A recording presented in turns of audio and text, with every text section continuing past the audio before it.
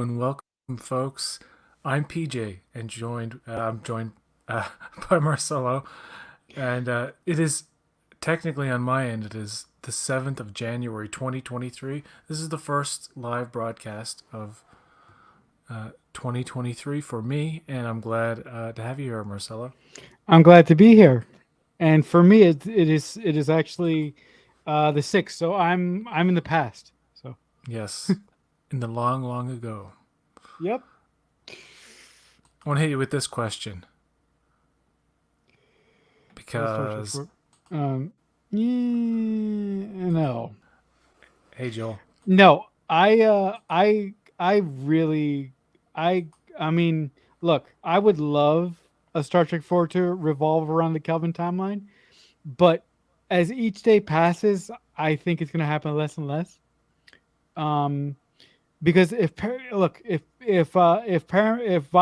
Viacom slash Paramount really wanted to do it, they would have gotten their shit together a long time ago. Yeah, it doesn't seem likely. You know what I'm finding gets kind of gets me down in like a small way, not in any significant like way that ruins my day or anything. Every time I see one of the actors from Beyond or Into Dark, any one of them, Mhm. say, Jayla, you gonna return as Jayla? Oh, I'd love to. What is the actor gonna say? Like, no, it's Yeah, dead. It's not gonna happen. Leave me alone. Stop asking. Stop asking. It's like no, but Simon the other Pegg. How many times are we gonna harass Simon Pegg about Star Trek 4? He's like, guys, I don't know. It's like you got to imagine, what's his name, Chris Pine. Chris Is Pine, yeah, is like, just yeah, like the audience is like, why? It's like the most, the term development hell. yeah. A picture of fucking Star Trek 4 Kelvin should be in its description, or like the perfect example of something that's constantly been talked about being made and never it's been how many years? For 7 years now, almost 7 years 7 years, son since of a Beyond. bitch. Yeah, it's Wow, that's crazy, crazy. and we're still talking about it like it's ever gonna happen. My theory was No, it's that not if gonna it happen. ever does, it's gonna be when they're like 60s, maybe 50s, when all those some of them are now in their 50s. Mm. Simon Pegg is in his like they're almost at that age now where like they're the movie age Mhm. of like the original cast where they started really like showing their nowadays of course they age much more Slower, gracefully because they yeah, don't. slower. Yeah, Yeah, I mean, look. The closest that we came to having a Star Trek 4 slash Kelvin movie was when Matt Shackman was attached to the project, some time ago. But the minute that Matt Shackman jumped ship from Paramount to Disney slash Marvel to do the Fantastic Four, the project was dead in the water. You know, like and I every don't know. time they get a writer or a director, it's like it seems like they don't know where it's going and they Yeah, bail I on it. mean, Yeah, I mean, look, I'm gonna I'm gonna say this, but you guys have to understand that I'm biased, and I understand that this is not something that a lot of Star Trek fans would want. But if I really, really wanted to get Star Trek 4 off the ground, I would go back to one of the people that were responsible for the Kelvin timeline in the first place. J.J. I'm Abrams. no, I wouldn't go back to JJ. I would actually go back to because Well, I don't think JJ is ever going to touch Star Trek again with a 10-foot pole. I would go back to Bob Orsi, and first of all, I would ask for his forgiveness for firing him the first time, and I would say, listen, I want you to make your directorial debut, and I want you uh, to helm Star Trek 4. which he Like, yeah, did write. He did write a script which was yeah, rejected he for did, being too he did, cerebral or too yeah, too, and I'm too like, trekky. yeah, and I'm like, isn't that the point? That's the I point, right? I think there was a big risk with Orsi's script that it might provoke thought in an audience member, and they said, we can't have that. We could have that. So again, that's what I would do, but I know that's not what a lot of. I mean, I mean, I do acknowledge that the word Roberto Orsi, you know, can bring, you know, what's the word I'm looking for? Post traumatic stress to a lot of Star Trek fans. because of Into Darkness and stuff like that. Yeah, yeah. I mean, look. Into Darkness was it, for me. It had some issues, but it was still it was still fun and it still worked for me. But again, anything that I say about new Star Trek, you have to take with a grain of salt because most of it is written by my guys. Most of it is written by a large part of my idols who I idolize from a creative standpoint. JJ, Bob, and Alex. So Yeah. I'm always not gonna. I'm never gonna be able. I'm never gonna be able to fully look at something that they do without factoring in my love for their work. You know. Well, I've heard a recent baseless rumor that JJ may be returning, and I don't believe it for a second. I No. dismissed it as like, well, it's not news for one thing. It's some random dude who's got 30,000 followers on Twitter said I heard whispers. And if No. he's been right about stuff before, I guess I can see how some people could buy into that rumor, but I don't believe it myself. I have no faith in in in uh in the franchise going forward with the Kelvin verse at all, let alone No. JJ coming back. PE says I would be into there being a Star Trek 4 film that ties in with the Prime timeline. It could Uh, cross over with various Paramount Plus shows, tie it all together. They could do that because eh, they want to. I think they want to have the that belief that you can have yeah that two different Spocks. Just imagine that, though. Think about that for a second. You have like Ethan Peck interacting with Zachary Quinto, and they're like, "Well, it's all crazy Marvel Universe bullshit anyway, so who cares?" It's like, yeah. No, but no, but the thing they is, could do it though. here's the thing. Here's the thing. Um, when the Kelvin universe first got started in 2009, a lot of Star Trek fans lost their mind because they're like, "Oh, how can you have, multiple universes? How can you have two different Spocks? Like this is just." And I'm like, "Dude, Star Trek has made its living on doing timey-wimey bullshit all over the place. So what do you people want? But I'm not gonna dwell too much on a negative. That would be an interesting idea. But the other thing that we have to consider is if they're gonna do another Star Trek movie based on the receipts from Beyond, they want to keep it within a reasonable budget. Yeah, you can't. It's never going to be Star Wars, as everybody says. It's never going to be. No, It's no, always niche. It's always modest budget. I mean, granted, you can't do it for 20,000 like a no, Blumhouse you can't. horror film or something like that. Not twenty No, you thousand, can't. 20 million. I mean, No. Yeah. you'd have to put 90 to 100 in there. 120. You could pull Maybe. it off. You could pull it off if you have a reasonably priced cast. That's the thing you need Hmm. to worry about. Hmm. It would only the price of those movies would only increase if the first cheap one does really well, and then they're like, unless they have the smart thing is it would be to lock the cast into a contract, I guess, or something. But Right. we forget that the first I don't know if we forget, but I'm just going to point out that the first Kelvin film is a crossover.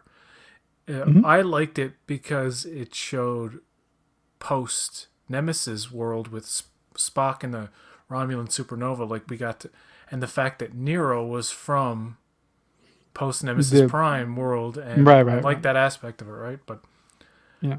I always wanted them to go No. in a different direction. They just went and remade Wrath of Khan, and Beyond was cool, but Idris Elba was sorely misused in that movie. I don't know what it was. It was like it was so eerie, Yeah. Yeah. really bad. Yeah. I mean, for Not the movie, me, his performance. I mean, he just stood out to me as like an odd kind of like choice duck, and not choice. an odd duck altogether as a character, as the actor for that particular role. I get the whole transformation of why he looked different, but it just didn't work. Yeah. Look, as much as I love the Kelvin timeline, I've always said that it was really odd to me that on the commentary for Star Trek 2009, JJ, Bob, Alex, and I believe Damon Lindelof was on there as well. They said that they weren't going to do Wrath of Khan for their second film. And that's exactly what they did. I'm like, you guys set up a perfect excuse to do whatever the hell you wanted. And you did this? They've shown time and time again that they can't rely on the strength of their own narrative, so therefore they fall back on the familiar. I am so sick of anything having to do with the eugenics wars and augments, and I accepted in Prodigy. Prodigy I'm cool with because it's not all about Khan or anything, but it's like they've beaten that horse so much. It's like, okay, and here's another thing. They set it up that, okay, this is a different path than the Prime timeline that we've known Prime, Kirk, and Spock have been through. Like, it's not going to be the same thing. So, yes, they redo Wrath of Khan right after. Discovery. Okay, Burnham, sure. I don't care that she's Spock's. I have a cool connection, whatever. Creators, we're not going to rely on legacy characters to... legacy characters got to come in season 2 to prop up the cast. Bullshit. Strange New Worlds. Pike. We've been waiting for Pike and his crew in number 1, and we've been waiting for all these fuckers, right? You bring in Kirk. We gotta bring in Kirk, and we gotta keep hinting at a TOS remake and all that shit. No, but I mean, oh my god, Hello, it's Ruben. What's going on, dudes? Hey, how's everything? New Year's. Good. Happy New Year. All on New Year. I did not. Has your year been going well? Yeah, actually pretty good. So far, so good. Yeah. 2 scripts in pre-production moving forward. So. Oh, really? Fingers crossed. Nice. I got good news early on. So. Awesome. I got two in the pipeline. You're going places. Hopefully. That is awesome. Hopefully, I can finally get Disney's attention so I can write a Star Wars trilogy.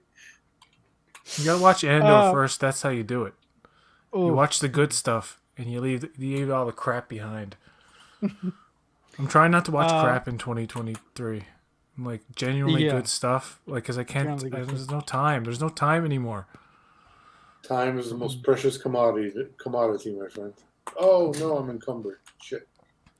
I would love it if they made a new Star Trek movie that was a standalone film set in a Star Trek universe, but not having any of the characters that we already know. Just be totally new and daring. You could do that if you made it for 40 to 50 million. You could do that. I got an idea. Do a Star Trek movie, but do like you said, PJ. Take characters from where the books and make a trilogy around them. Yeah, that's an idea. I always thought the David Mack Destiny trilogy that dealt with the origin of the Borg and the be-all and end-all of Borg stories, which is far superior than anything they've ever done in movies or TV with the Borg. It's so fucking like broad and existential, and it carries through 3 books. You'd have to make 3. It could be a mini series of like 3 seasons almost. You know what I mean? Like you could have made a show out of that Destiny trilogy. You know what I think is actually going to happen? My predictions always change. Like I was like, Lower Decks could be a movie. Prodigy is an actually likely candidate because Nickelodeon's trend of our cartoons getting popular, slightly popular. Some of their movies are like, I'm like, what the fuck? I don't even heard of this show. Hey Arnold, what? Okay, sure, you're making a movie. Yeah, well, Rugrats I could understand. Like that was a popular thing. But Prodigy could be a movie. But you know what? What could be the most logical choice? If Picard is as good and gets the views that they want, they'd just be like, well, that's the most likely thing. It would be because it's a pass. Picard season 3 is like kind of a passing of the baton. So you could still do a post-Nemesis Prime timeline movie with legacy characters mixed with brand new cheap actors. Okay. You know what I mean? As long as they're like beautiful to look at, you're good. and can act. There you go. Yeah, I'm not too sure about that, but hey, anything would work at this point. But So wait, I what's the discussion here? What are we talking about exactly? Will Star Trek Kelvin ever happen again? probably not. Oh, like Kelvin universe based Star Trek? Yeah, because Yeah. remember that like weird rumor about JJ maybe coming back? It's like I don't think so. No. I don't think so. I think that's as far fetched as it gets. Well, that's why I always love the wording. You know, JJ might direct Star Trek 4. Yeah, so might May. Marcelo. Marcelo might direct Star Trek 4 too. So would you Yeah. and me and fucking Joel and everybody might do anything. Might. I might fly to the moon with my farts. I don't know. Yeah, Denis my Villeneuve may direct the reboot of Ally McBeal for all we know. Yeah. That'd be epic, bro. With the fucking ornithopters in it for some reason, just for the hell of it. What's up, P? What's up, Joel? Oh my god, that's funny. I saw yeah, but Smile. if I- Did I tell you that? I finally saw Smile. Oh, that's a really good movie. Okay, That's yeah. pretty good. If you want, we can discuss it. Spoilers. I- Everybody who wants to discuss spoilers with Smile. If you haven't seen Smile, we don't have to do spoilers. P says, I've seen I it. loved it back when it seemed like Tarantino was going to direct Star Trek 4. Oh, Yeah, that seemed like a pipe dream, but like I there's never hope believed for a that for little a while that it might happen, but not anymore. Who knows? He could like Tarantino could be directing like, Star Trek? No, thank you. no, I don't know. I never believed it, and I did not want it. I love Tarantino. He's one of my favorite I didn't want it actors of all time. It doesn't But, sound right no. until you hear the concept. He wanted to do the gangster episode of TOS. No, I know what he wanted to do. I still Okay. think that was a terrible idea. It would have bombed. Also, Awful. Boom, yeah. boom, boom, boom, boom, boom, Also- Like that. Like everybody who grew up with TOS would have liked that. That's about it. Like nobody else would have watched that shit. Also, the funniest thing about that is there were reports coming out when JJ was first approaching Tarantino about the potential of coming on to direct Star Trek. The funniest thing was JJ kept trying to explain the Kelvin timeline to Tarantino, and Tarantino got so frustrated at one point that he said, "Fuck, I don't get this shit." And JJ said, "You know what? Forget all this bullshit. Do the movie that you want to do." I mean, I agree Yeah, with you, so- PJ. If you could do a really good Star Trek movie for $40 to $50 million, it would be a massive hit, and it would be great. The problem is the studio will not just spend $50 million on a Star Trek. They see it as a franchise where you have to spend $150 million on a movie, and it's like, no, you have to spend what you need to tell a good story that makes more money. That's right. Do you think it'll ever Look get at to? Smile once again. Smile. The budget was like fucking like what was it, $10 million for that movie? But fail, try again. Wouldn't they learn at I think it some was point? 60 Wouldn't executives I kind of be guess. like? Wouldn't they You'd think. actually send like? How about we just try it, folks?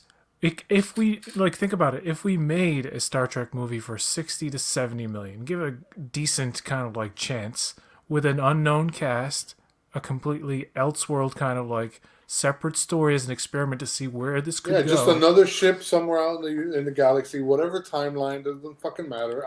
Ideally, right, the TNG kind of era after TNG, Deep Space Nine, all that shit. That's just my personal favorite era. So exactly, I would do exactly what TNG did. Yeah, and go 80 years forward. Forget everything in the past. You don't have to ignore it, but you don't rely on it. Make your own fucking show. TNG did not rely on nostalgia baiting. It created its own show in its own way and pushed boundaries for TV at its time. well, in movie terms, if you were to make like that kind of low budget, unknown cast thing, it could also give you a chance to experiment with genre. What about a Star Trek horror movie? Right. Or a Star Trek, I don't know, fucking rom-com or something. You like do anything. Why not have it'd be crazy to do kind of an elevated horror story, since that's the thing now. You do an elevated horror story on a ship, whatever, the USS whatever, fart knocker, and wherever part of the galaxy. You do a very contained story that's almost like Alien on the ship. Yeah, but story.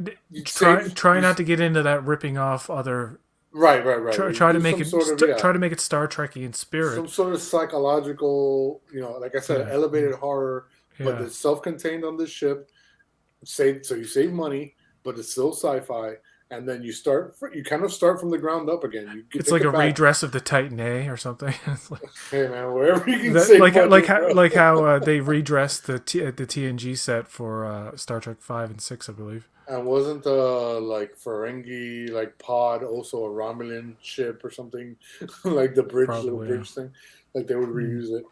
But yeah, no, I agree. But I don't know. I mean, I don't know why. Like I always think, like for instance, that movie Red Notice on Netflix. That movie cost $200 million. Oh. Yeah. In my opinion, That you give 20 directors $10 million each, $200 million. and I guarantee you one of those 20 movies will be John Wick or Stranger Things or something of that caliber, and that's it. It pays for all the other movies. $200 But million. the thinking is, yeah, this movie Red Notice is a piece of shit, but it's a prestige movie with a bunch of famous actors, so it makes it look like Netflix has something special, as opposed to a bunch of indie movies. Shit. Smile cost $17 million. $17 million. It made over $200 million. It's crazy, and it's such a simple movie, and it's so well effectively made. A little bit long, but whatever. I can nitpick. It's just a nitpick. And the new movie that just came out, Megan, which I haven't seen yet, has a budget of like $7 million or something. Oh, really? No, Jesus. No, it's $12 million. Yeah, that's why horror is always going to be the best return on investment. It made its money back in the first national showing or something.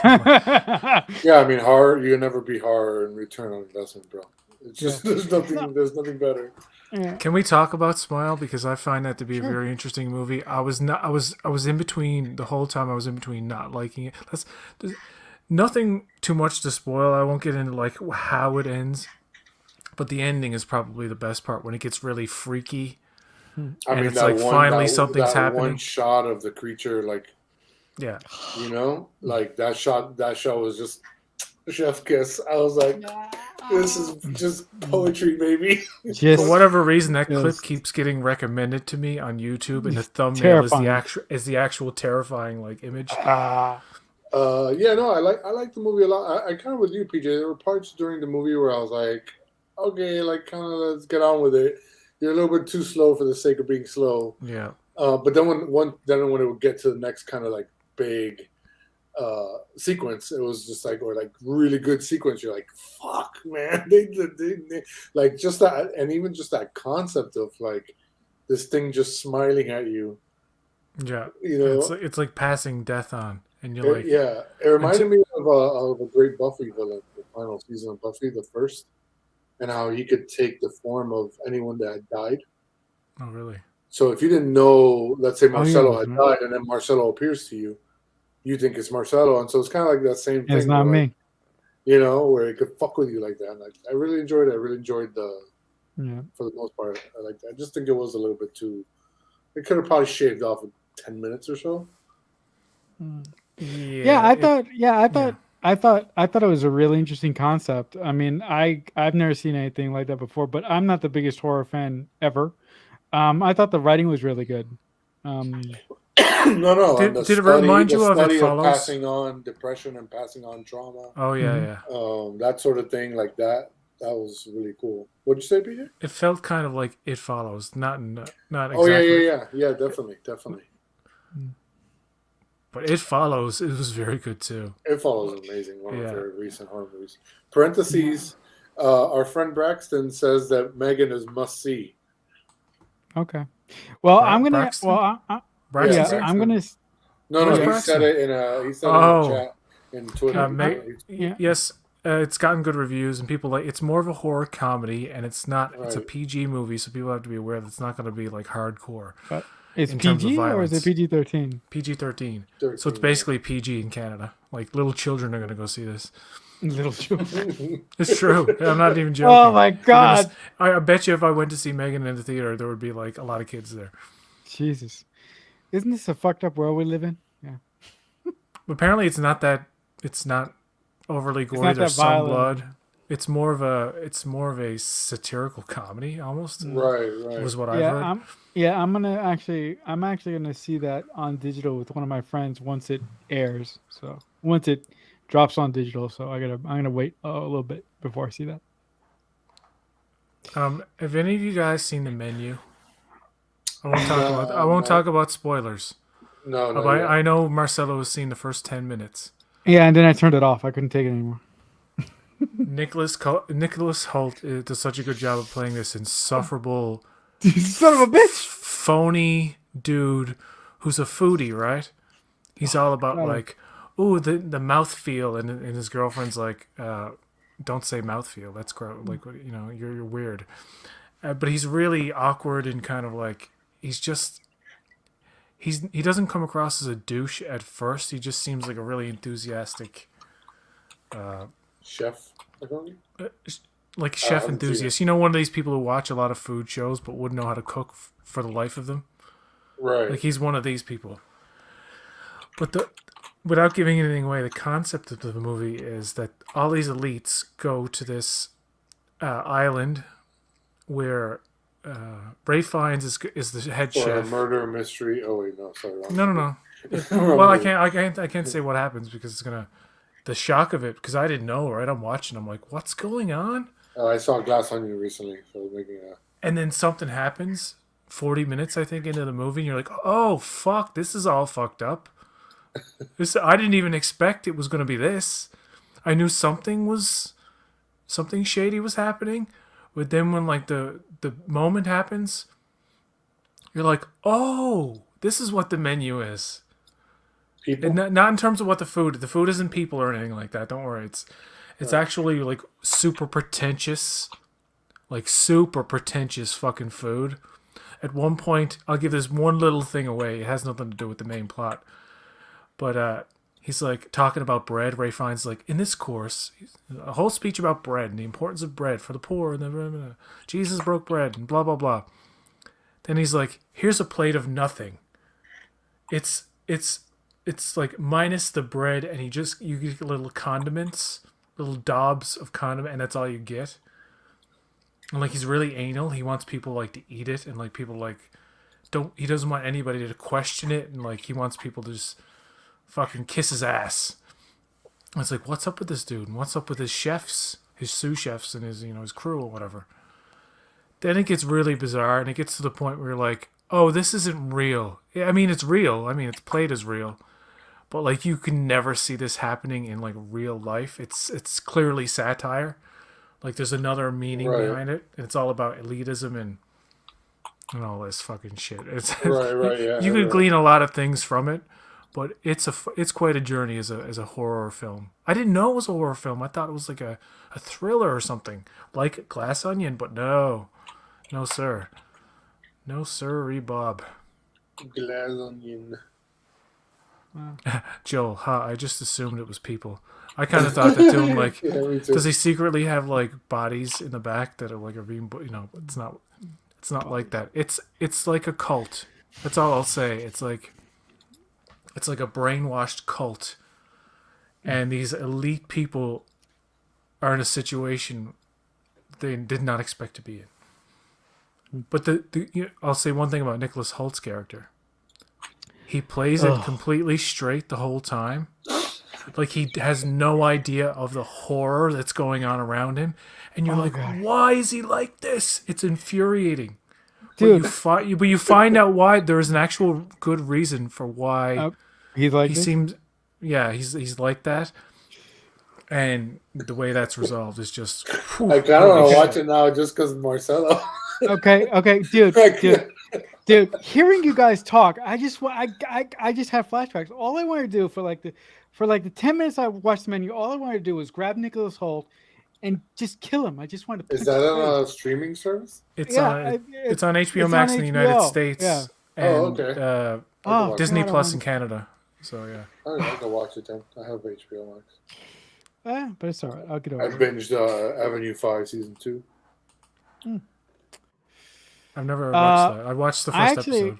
Yeah, I actually rewatched The Haunting of Hill House from Mike Flanagan and his brother. That show Mike Flanagan in general, if I could just pivot the conversation to them for a second. Mike Flanagan in general is really really underrated. Like nobody really talks about Mike Flanagan. What has he done? He's doing something next big, a horror Yeah, thing for Amazon. yeah. Um, He has done Midnight Mass, The Haunting of Hill House, The Haunting of Blair Manor,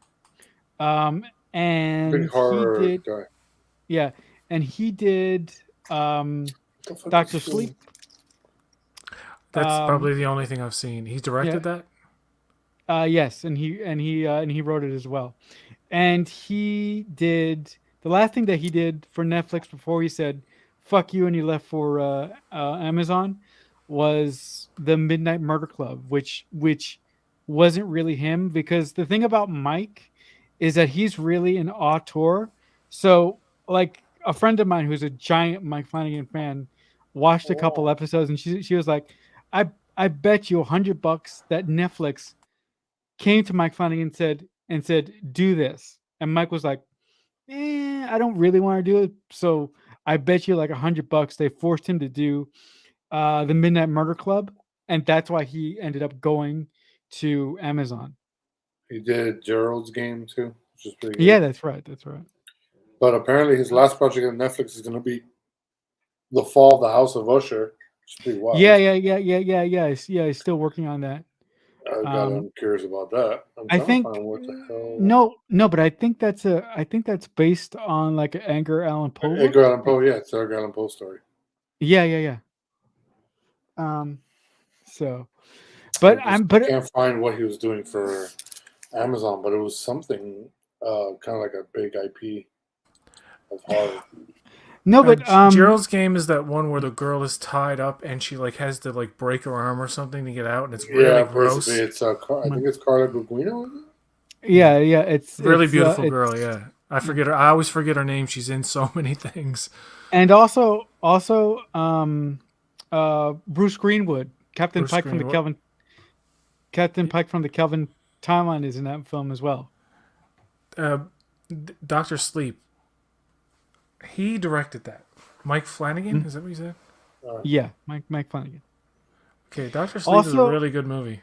yeah, also An actual uh worthy, not as good as Kubrick's The Shining, but a worthy mhm. sequel. Much like uh, A Christmas Story Christmas is a worthy sequel to A Christmas Story, but it's not nearly as good. No, I mean it was for me it was okay. But I was never like I was never really obsessed with the Christmas Story even when I was a kid. I I loved it. was more I was more of a Home Alone guy. Home Alone, yeah. Yeah. Chris Dark Columbus, Tower. what That's happened what to he's him? doing. He's doing Dark Tower, the Stephen King story. Do you Right, remember right, when they right. tried to make that a TV show plus movie universe? They're like, Yeah. we're gonna do Oh, TV with shows, Idris and Elba in that one? no, that Yeah. what it evolved into was the Matthew McConaughey Idris Elba thing. But originally they were like, we're going to have both a TV and a movie universe concurrently going on. It was very ambitious, and then they're like, fuck it, let's just do the movie and see where that goes. And they made a crappy movie, and it went nowhere. And they finally realized. I haven't read The Dark Tower. I've heard so much about it throughout the years, like all my life. Mm. Like people like Stephen King fanatics always like bring it up, and it seems like one of these like unadaptable kind of fuck.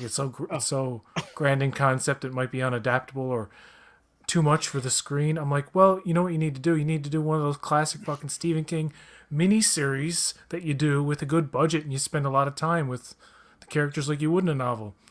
It is a perfect example of it doesn't nearly cover the content, but the two-part miniseries of it in 1990 was a good example of like really kind of getting into the weeds of like what the book was with not being entirely faithful for certain reasons mhm. toward the end, but you know, Yeah. Yeah. you No, can I do it. think You can definitely do a TV universe now with Dark Tower and make it work. People are no, I yearning for it. I'm yearning for it. I don't even know what it's about. yeah, no, I think if anybody can do the Dark Tower story justice, it's Mike Flanagan and his brother. Although I, yeah, yeah, I think he's gonna do a good job. Another really good, sort of like a independent, really small indie movie that Mike did early on in his career is a movie called Before I Wake, which is a really really good film about this young couple dealing with grief and the loss of their son and all this I feel and like I all this saw that. emotional. Yeah. Oh yeah. Well, it's a really good movie. I liked it I liked it quite a lot. Yes, Before I Wake. Kate Bosworth. You did Gerald's Yes. Yeah. Game, Ouija, Origin of Evil, Oculus, Hush, Yeah. Doctor Yeah. Sleep. Yeah. I've never seen Oculus before. I should watch that. I've never seen Oculus before. Yeah. But Chainsaw Sally. yeah. He What? Oh no, he didn't direct it. Never mind. Oh, I was like, but uh, but I'm actually on a personal note. I'm actually gonna write my first short. So, yay, Nice. yay! And then I'm gonna try and get financing, which will be frustrating.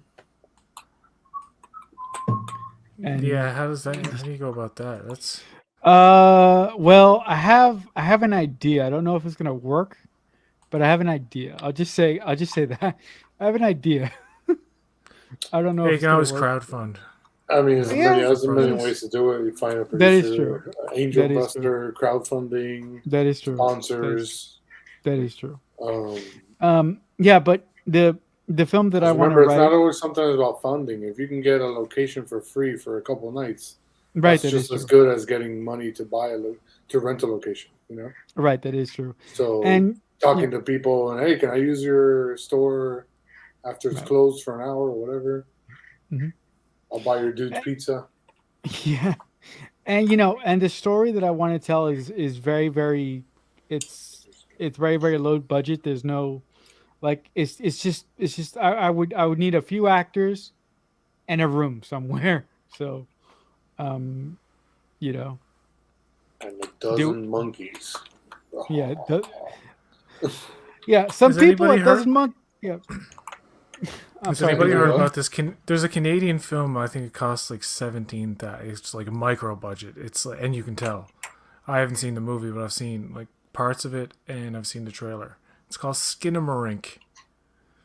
No, It is I've a never heard of movie. It is an actual full length analog horror movie. I don't know if you're familiar with analog horror, but it's like No. broad concept, kind of like surreal horror that involves a lot of like seeing through the lens of like an old discarded video cassette. It's worn out a bit, or it's grainy, or it looks like it's filmed in the 70s. It always sometimes it involves like shadows lurking at you or something, or some like weird existential analog horror. Look it up. Look examples of it. It's a weird shit. Some of it's kind of fucking like uh, scary. But Okay. analog horror. This movie's called Skinamarink. What it is? It's about two kids. They're like 4 and 6 or something. I think. You never see these kids, but you only see them like side on or the back. Like you never see faces in the movie except toward the end or something. I'm not giving it away because nothing happens. Because I've heard everything about this movie. It's like the only light is from a TV, an old tube television. It's playing like copyright-free cartoons the whole time, and it's all dark. And the doors and like things in the house just start disappearing, and the kids can't find the parents or the father or something. And like that's the whole movie, and it's just shots of corners of a room, or like a door ajar, or and it's like always flickering, and it's like, and sometimes there's like voices from upstairs like come upstairs, and the kid's like okay or whatever. Beer, bitch. Yeah. It's not found footage. No, Oh my god, it's meant that to look sounds so very weird. Yeah, it's very yeah. great. Some It's people meant to look are, like a horror movie that came out of a certain era, basically. And even the look of the house is very old fashioned. Like there are some parts that reviewers have been talking about where shots of toys when you film them in a certain light, they look fucking horrifying. There's one example of it. I was like, oh, that works. And like, there's some parts. Or like those creepy fucking dolls and shit. Yeah, it's gonna be released like theatrically, but it's been out since like last year in like a festival or something. Anyway, it's called Skidamarink. It's a Canadian horror film, and it's one of those things where people are like, "Oh, I love this," or oh, "This is pretentious bullshit. I fucking hate it." And one of the reviewers showed this quote unquote scariest part of the movie, and it's a woman's face smiling at you in like the faintest darkness, where you can just barely see it. The longer you look at it to make it out, the more terrifying it becomes. And I'm like, yeah, that is freaky. Like the very end of the movie, it's just for no whatever reason some woman in the dark smiling at you. By the way, has anybody seen the trailer for Evil Dead Rise? Rise Skywalker. Oh, please don't give me PTSD with that bullshit. Prophets rise. I did. Look. I'm not an Evil Dead guy, but I thought it looked fun. I liked it. Looked alright. Looked pretty good. I like the remake from whenever, what was it, 10 years ago or so? The Fede Alvarez. Oh, Fede Alvarez. Yeah. I thought Jane Levy in that movie. Practical effects.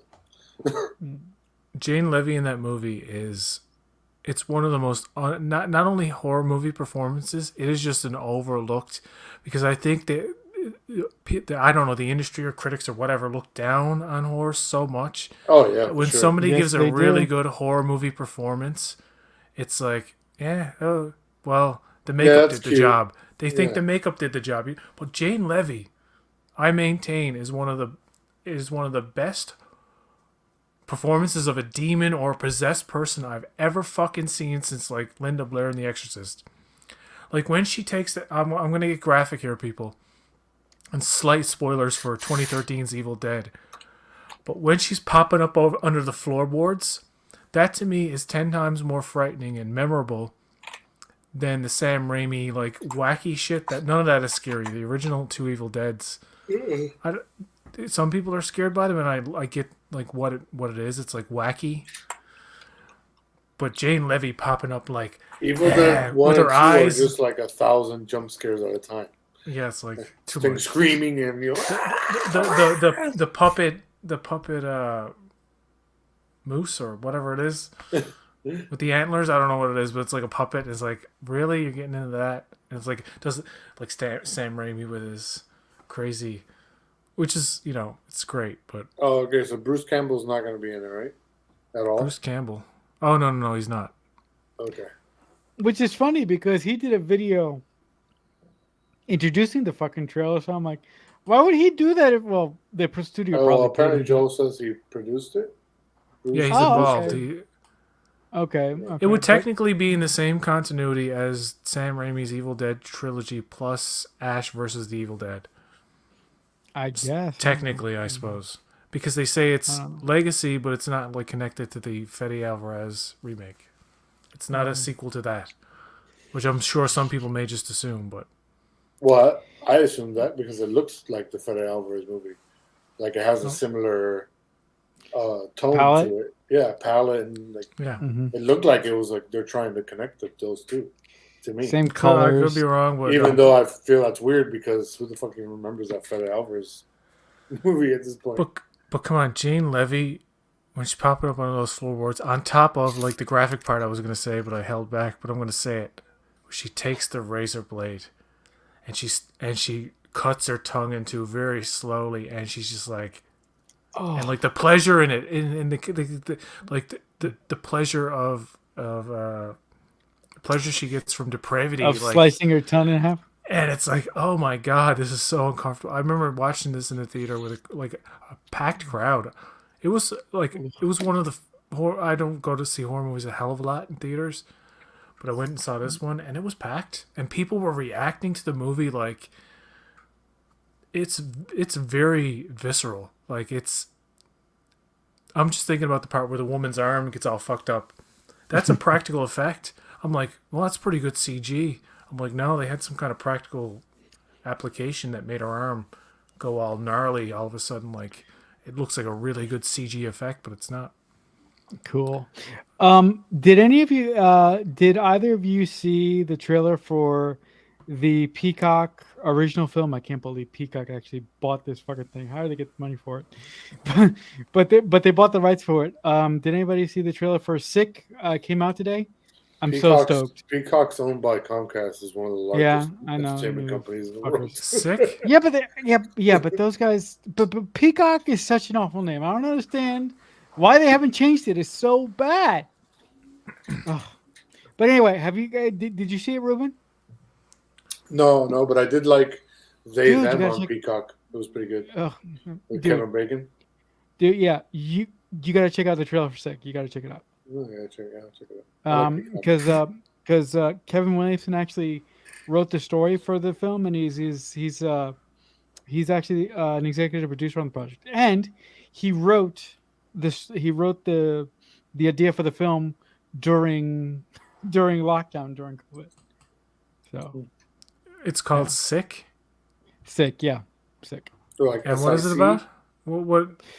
It's about two girls in their 20s going to a remote cabin to isolate during COVID. But wait for it. And when they go to the remote cabin, some shit goes down. They fall in love? No. Oh. Definitely not. They scissor until a monster is born. Fucking the film opens with 20 minutes of scissoring. That sounds like a Yui Bowl movie. Fuck you. We just lost every viewer when he said that. As soon as he said scissoring, like it dropped down to 1. You're like, I wasn't here for this kind of talk. I was like, I'm going home. But seriously, I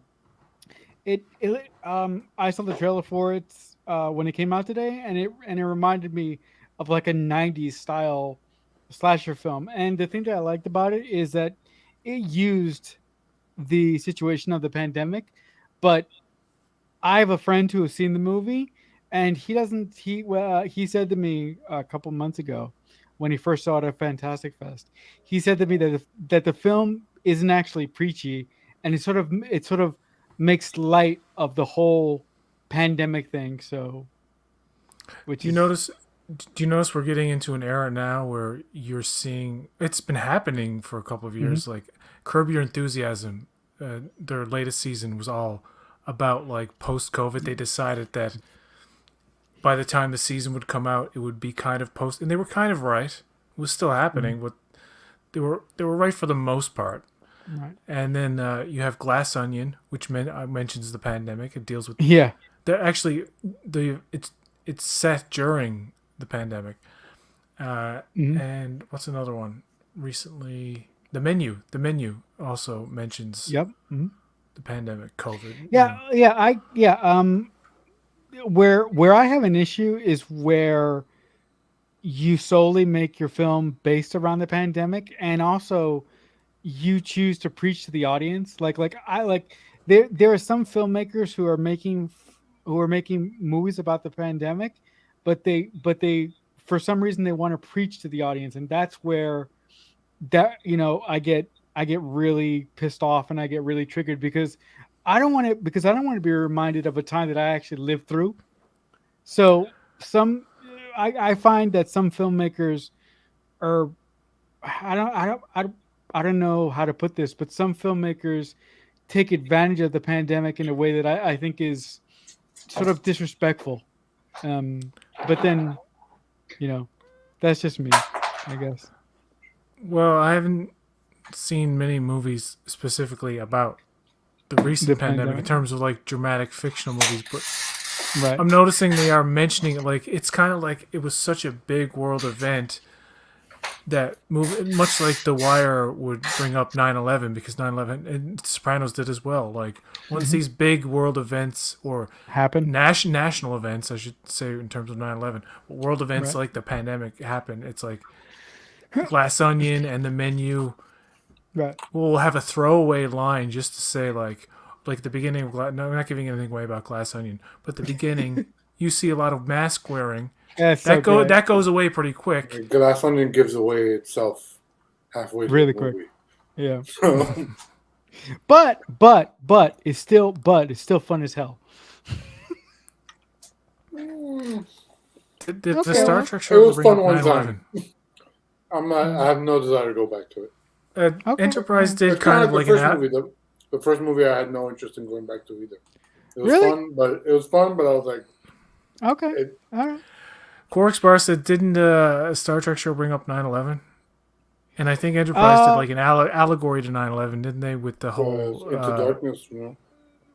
the darkness yeah, I kind mean, of was too. Yeah, I mean, see. That's the thing about whenever I talk to people that don't like Bob Orsi, the first thing that they say, and the thing that makes me want to reach to my computer screen and slowly murder them to death, is when they say Bob Orsi put, imagery into darkness that that indicated that 9/11 was a hoax, and I'm like, that's ridiculous. I mean, sure, you're sure. Some of the imagery in Into Darkness could, could have been triggering for some people, but I don't believe that Bob, would intentionally do that. Although I he didn't has know. said I so. didn't read. I didn't know anything about that. Yeah, me neither. To me, it's just that Yeah. terrorists trying to It's the get same, people to fight each other, or whatever. Mhm. Yeah, but Hollywood always I've- reflects what's going on with the U.S. and their conflicts anyway. And like every decade, it's like, what was it? The '80s was all about like we're scared of Russians. Yeah, the And- Russians. And like Red Dawn came along, we're like that could happen. I'm like, no. Yeah, in the early 2000s, it was Arabs, and now it's Russians again. Yeah. It'll be Arabs again soon. In reality, people all over the world just kind of want the same thing, and it's like the nations that are fucking shit up, and it's like but the people are like, why? And it's like, and the people at the top are like, war is necessary for money, and I'm like, I don't get it. And like, you'll never get it, peasant. I'm like, fine then. That 9/11 stuff, I had a friend who was really into conspiracy theories. My fault. Because I used to love the Jesse Ventura conspiracy theory show. We're going to find out about I was going to say Build-A-Bear Group. Who are the Bilderberg. Yeah, Bilderberg. Build-A-Bear. The Build-A-Bear. We're going to find out about the Bilderberg Like the meetings. Rothschilds and The Rothschilds. yeah. Did you know that the banks run the government? I was like, I think that everybody kind of gets that. I mean, it's not that's not a conspiracy theory, but the trickle down effect of like now there's a secret cabal. Like you heard about Yale, and like you used to hear about all these conspiracy theories about Yale and their initiation ceremonies, or whatever it was. That the movie, Skull and Joshua Bones, Jackson's. and semi-sexual stuff that used to go on in the initiations, like naked paddling and just weird fucking shit. And it's like, oh yeah, George Bush was doing all that stuff. It's like, yeah, it's part of the game. All this weird sexual frat stuff that they do. It's like, I'm like, I always thought that was rumor, but like as I grew up, I'm like, that doesn't seem beyond belief to me. No, knowing all the sexual shenanigans of politicians. They're depraved people. They've had not to say that consensual stuff isn't fine. It's just they get into an area, maybe it's fucking really shady. Sorry, Marcelo, go ahead. That's okay. Isn't the Skull and Bones Society connected to the CIA? Like don't say too much, my God. Sorry. They're listening. Sorry, they're listening. No. But yeah, weird van just pulled up outside my house. No, but just to go back to 9/11 for just one quick second. Before I had a brain and before I became really, really smart, for Wait, my when did pig. this happen? Does that Yeah, happen years recently? ago. Yeah, no, not recently. I've been smart for a while. So um, when I was in my a theory of government class in my senior year of high school, I was planning to write this paper on how 9/11 was a giant setup and a hoax, right? And I had Oh, and and I had gone, I had done like research. I had like found these like fringe websites online and like Or like that movie Zeitgeist. yeah, yeah. I was almost ready to write the paper, and like 6 weeks into it, I spoke to my I spoke to my pig teacher, and I spoke to various family members. They're like, dude, you can't do this.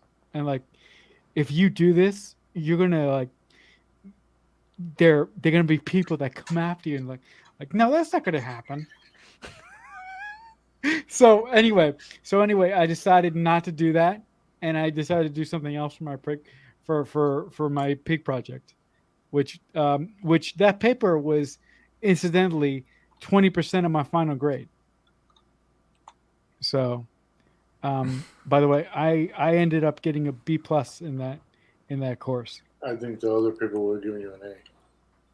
Yeah, maybe. Yeah, do you remember? Do you remember back in the day when a certain man was on YouTube about the 9/11 inside job? That guy. what the gay frogs? No, He's like, they turned the frogs there. I was like, what No, the fuck, man? You're off your meds, dude. I understand how it feels, but you got to get on those meds. Come on now. But No reason I to didn't ban him, though. I didn't realize how fucking dangerous that man would become, and his vitriol would just like extend and kind of like support this whole group of listen. You know what the worst thing conspiracy theory groups do to conspiracy theories? They make is that? legitimate conspiracy theories. Look bad. It's like they take attention away from like this whole thing about a second shooter JFK. Like Oswald couldn't have done it by himself. I'm like, no, it's been going on for years. This was all started by some idiots back in the day who wanted to think like the head movement of how he got shot is like. No, actually, It means someone was in the grassy knoll. It's like they've looked at this for decades, and it's like Oliver Stone. I'm sorry, he's wrong. Like the JFK movie, Back into the Left, Magic Bullet Theory. It's like it's all just gobbledygook. And you want to look at 9/11. If you wanted to really look at like what's confusing about that as a whole, is what happened to that Building 7. Like, that's what I don't understand. And people would say, like, well, you're a conspiracy theorist for asking that question. I'm like, no, I believe that terrorists crashed the plane into the buildings, and it was an evil plot. And it's like, remember Fahrenheit 9/11? They got a lot of heat because Michael Moore was like, maybe the Bush administration was lackluster on... They had warning or something, and they were like, let's not take it as seriously as we should, and that's why it happened. There were two camps basically back in the day. One was the belief that we helped make it happen, and one was the belief that we knew it was going to happen and we let it happen on purpose. And we did nothing. I get really sad.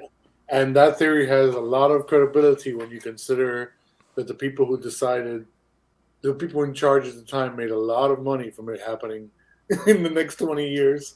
They lot of money. And just to clarify, and wars that have not ended for profit that have not ended to this day. The Building 7 thing, I understand why the buildings fell down or whatever. But it's like that building, the Building 7, and how it's collapsed because of a couple of fires.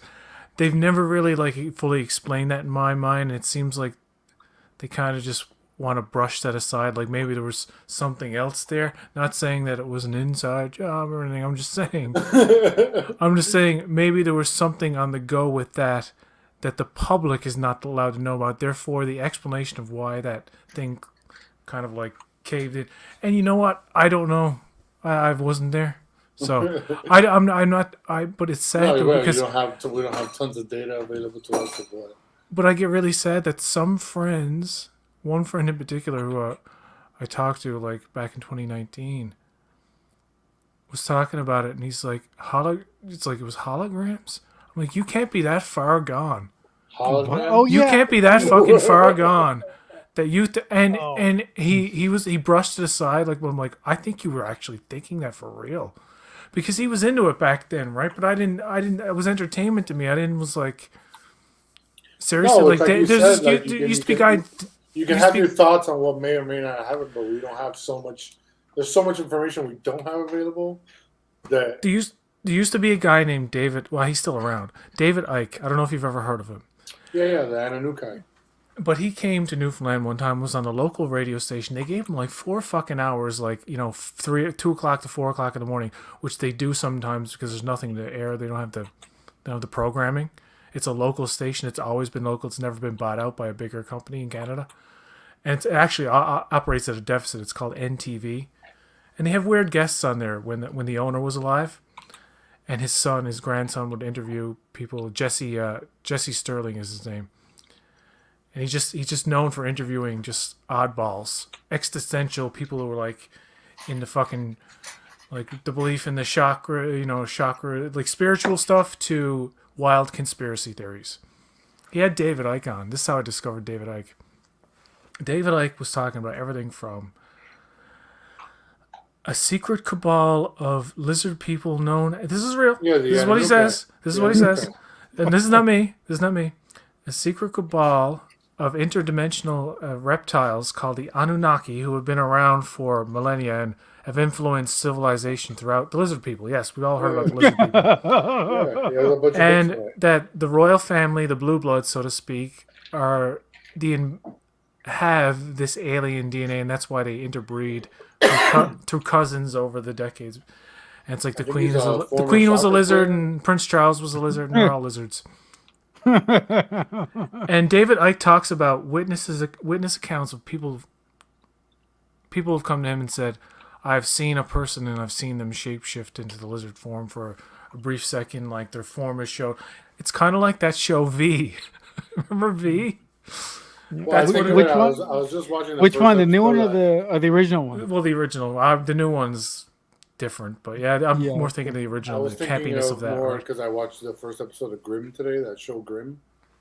That was fun. Oh, yeah. I just randomly watched the first episode for whatever reason, and I was just thinking about them, like the way the monsters shape and then go back to being human. Hey, Yeah. speaking about Grimm, the creator of Grimm was a executive producer on Angel. He actually co-created.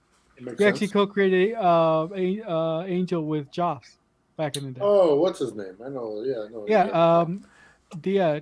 I But- can't What's his name?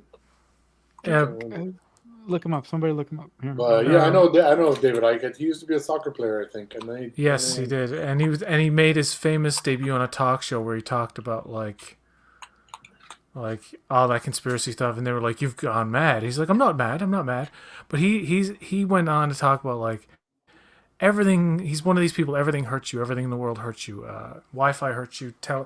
Cell phone signals everything are radiating the mind, and this was what's making people dumb. I'm like, you don't have to reach to those lengths to surmise or to realize that the world is getting dumber and dumber. It's through our reliance on technology and the fact that we don't know how to spell anymore because everything's corrected for us automatically.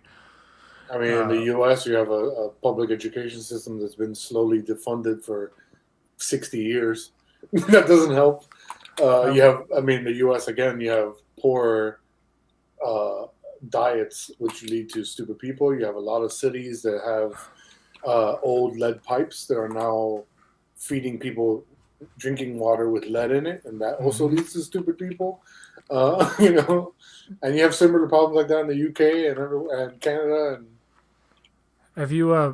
I probably asked you this before. You haven't seen The Wire, have you? no, I've never watched it. Well, the 4th season deals with the educational system. Each season deals with a different thing. One is like mainly these drug pushers in the inner city of Baltimore. They're still in it throughout, but second season is about dock workers. Third season is about the people in police command, like the people higher than detectives and like the decisions they make. The 4th season is about the educational system. The 5th season is about journalism, newspaper, stuff like that. It is a brilliant show, and one of the things in the 4th season with the educational system, it talks about how like it's such a realistic portrayal because they're showing that there's no education going on. It's simply about managing the students. It's just like have them be calm, memorize multiple choice things for big state tests. Has nothing to do with acquiring any significant knowledge. A lot of the kids in the show come from like really bad places. No, and they're carrying around razor blades in the bushes. In the bushes out in the school, you shake the bushes and fucking knives and razor blades and shit fall out. This is in the show, but the creator's talking about like in the real. I'm not saying this about all Baltimore public school because I don't know, but David Simon and who created The Wire, a lot of it's based. The point of the show is to not glamorize school or any part of the city of Baltimore in any kind of like idealized light where cops are good guys and thugs are bad guys. It's not about that. It's about the disparity that's going on as a result of the failure of the system. Yeah, no, it's insane. Yeah, it's crazy. And it's getting worse. It's good. The show is so good. And I'm loving the fact that it's a 20-year-old show and people are still like discovering it and saying, holy shit, people have talked about it, but I didn't realize it was this deep and intellectual.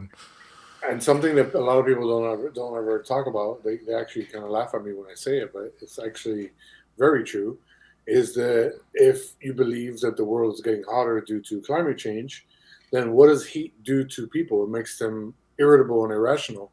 What's everybody becoming? Slowly irritable and irrational.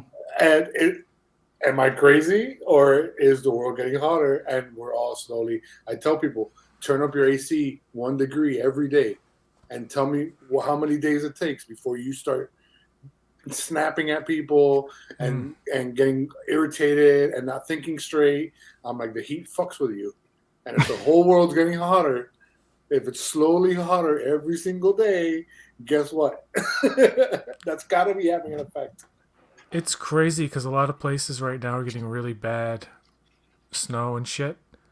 And here, for the past over a year now, since like last fucking January, December of 2021, we've had unseasonably mild weather. Like, even now, January 7th, I can probably crack my window open as I'm going to sleep. I like to get the nice air in and I'll close it, but it's never like you can't open your window or you'll like freeze. It's crazy. There's like no snow. There hasn't been barely any snow at all.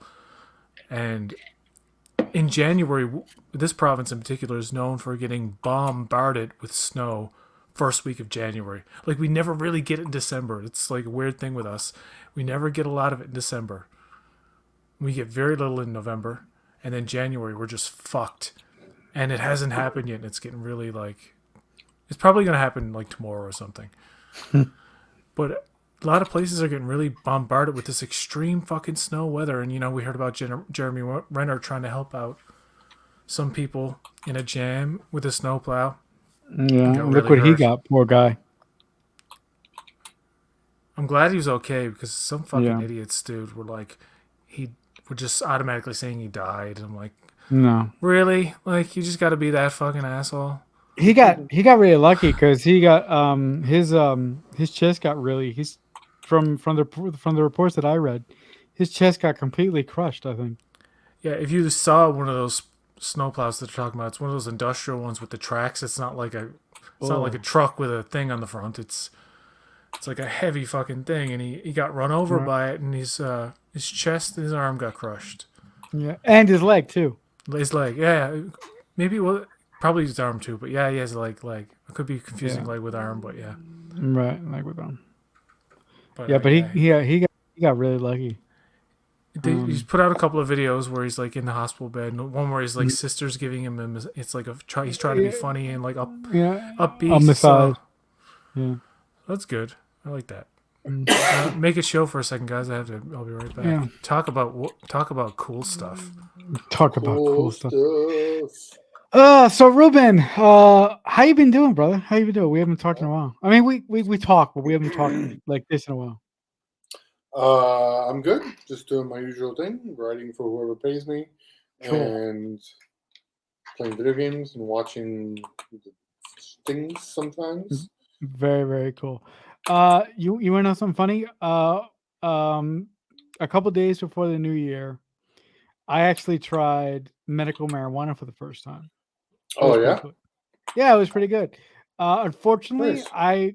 I made the mistake of actually eating before I did it, before I took the gummy Mhm. thing. So Oh, okay. You took um a gummy. yeah, so you know on the box it said 4 to 6 hours, right? And I thought that was how long the high was going to last, but it didn't happen that way. So I took the gummy. A couple hours go by, nothing happens. A couple more hours go by, nothing happens. And then I shit you not, at 1:30 in the morning, bang, and I'm like, what the and it was just it was great. It was great because for most of my life, most of my adult life, I have this like constant pain on the left side of my body, right? Okay. And that was all gone. And at one point, I've told the story before. At one point, not online, but nobody ever watches anything I do online, so I'm good. Um, Yeah, I watch your podcast. yeah. And I'm very upset that the comments were turned off. Oh, I'll oh yeah, My offline. weekly snarky comment was denied. Offline, yeah, yeah. Look. If you want to talk about that offline, I'll explain that.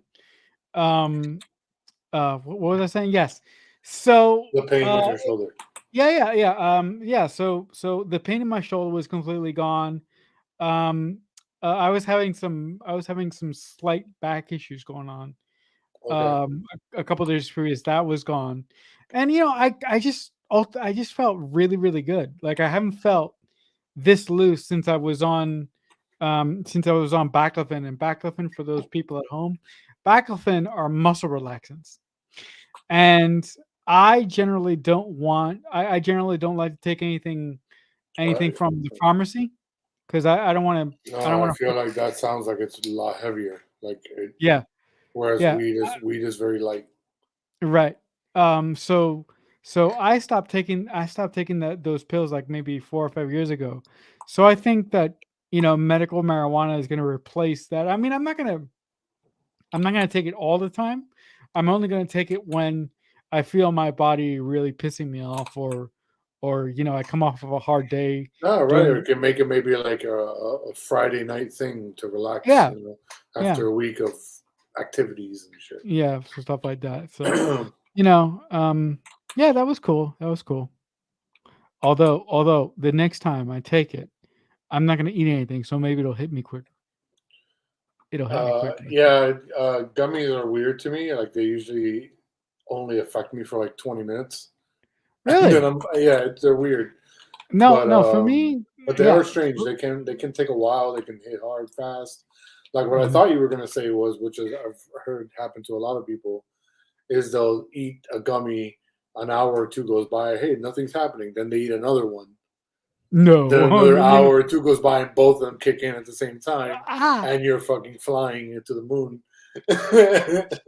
no, no. The thing that I was worried about was, um, I was lucky because I didn't want to take I didn't want to take one during the week because during the week I have a home health aide to come and help me to get started in the morning, get me dressed, do some things around the house for me, and I didn't want them to show up, and I didn't want to be high. Like I didn't know how long the thing was going to last, so I purposely took one going into the weekend where I have family members who come over the weekend to help me out, So I purposely rigged it so I wouldn't have to deal with that. Um, but there's no way in hell I would have tried two of them. No way in hell I would have done that. Because I wanted to go flying, but I didn't want to go to the moon on my first on my first experience with that. So yeah. Other than My that, friends have a podcast called Pot Smoking Moms. oh really? Yeah, Cool. my friend Sonny D. Cool. I forget. Do they smoke pot? Yeah, and then they talk about like news events and stuff like that. They have segments. Oh, It's a really cool show. Pot Smoking oh Moms. cool. It's a YouTube channel. I think they're on Spotify and all that. Yeah. Other than that, I started a third podcast, which also has a YouTube channel. The And mixtape. doesn't allow comments. Oh, shut up! I'll explain that. I'll explain that. I will explain that, but I'll do it offline. I want to be a character on my friend's show, the Pot Smoking Mom Show. I told them I want to Why be not? a character called Mansplainer, and I just come on and explain like the most redundant, like ridiculous things. Mansplainer. Mansplainer. Yeah. Check it out, ladies. Let me tell you how it is. Why the hell hasn't Kevin Smith and Cheech Marin and Tommy Chong teamed up and said, Why don't they do a hello, podcast? Jay and Silent Bob meet fucking Cheech and Chong, baby. That would be cool. Like, make that for $10 million and give all the actors like a share of the profit? That's gonna make like $90 million. Come on. Well, I don't know if you advertised it right and it was a good $90 advertising million. campaign. No, I think it would make money for sure. Okay. It'd definitely turn a profit.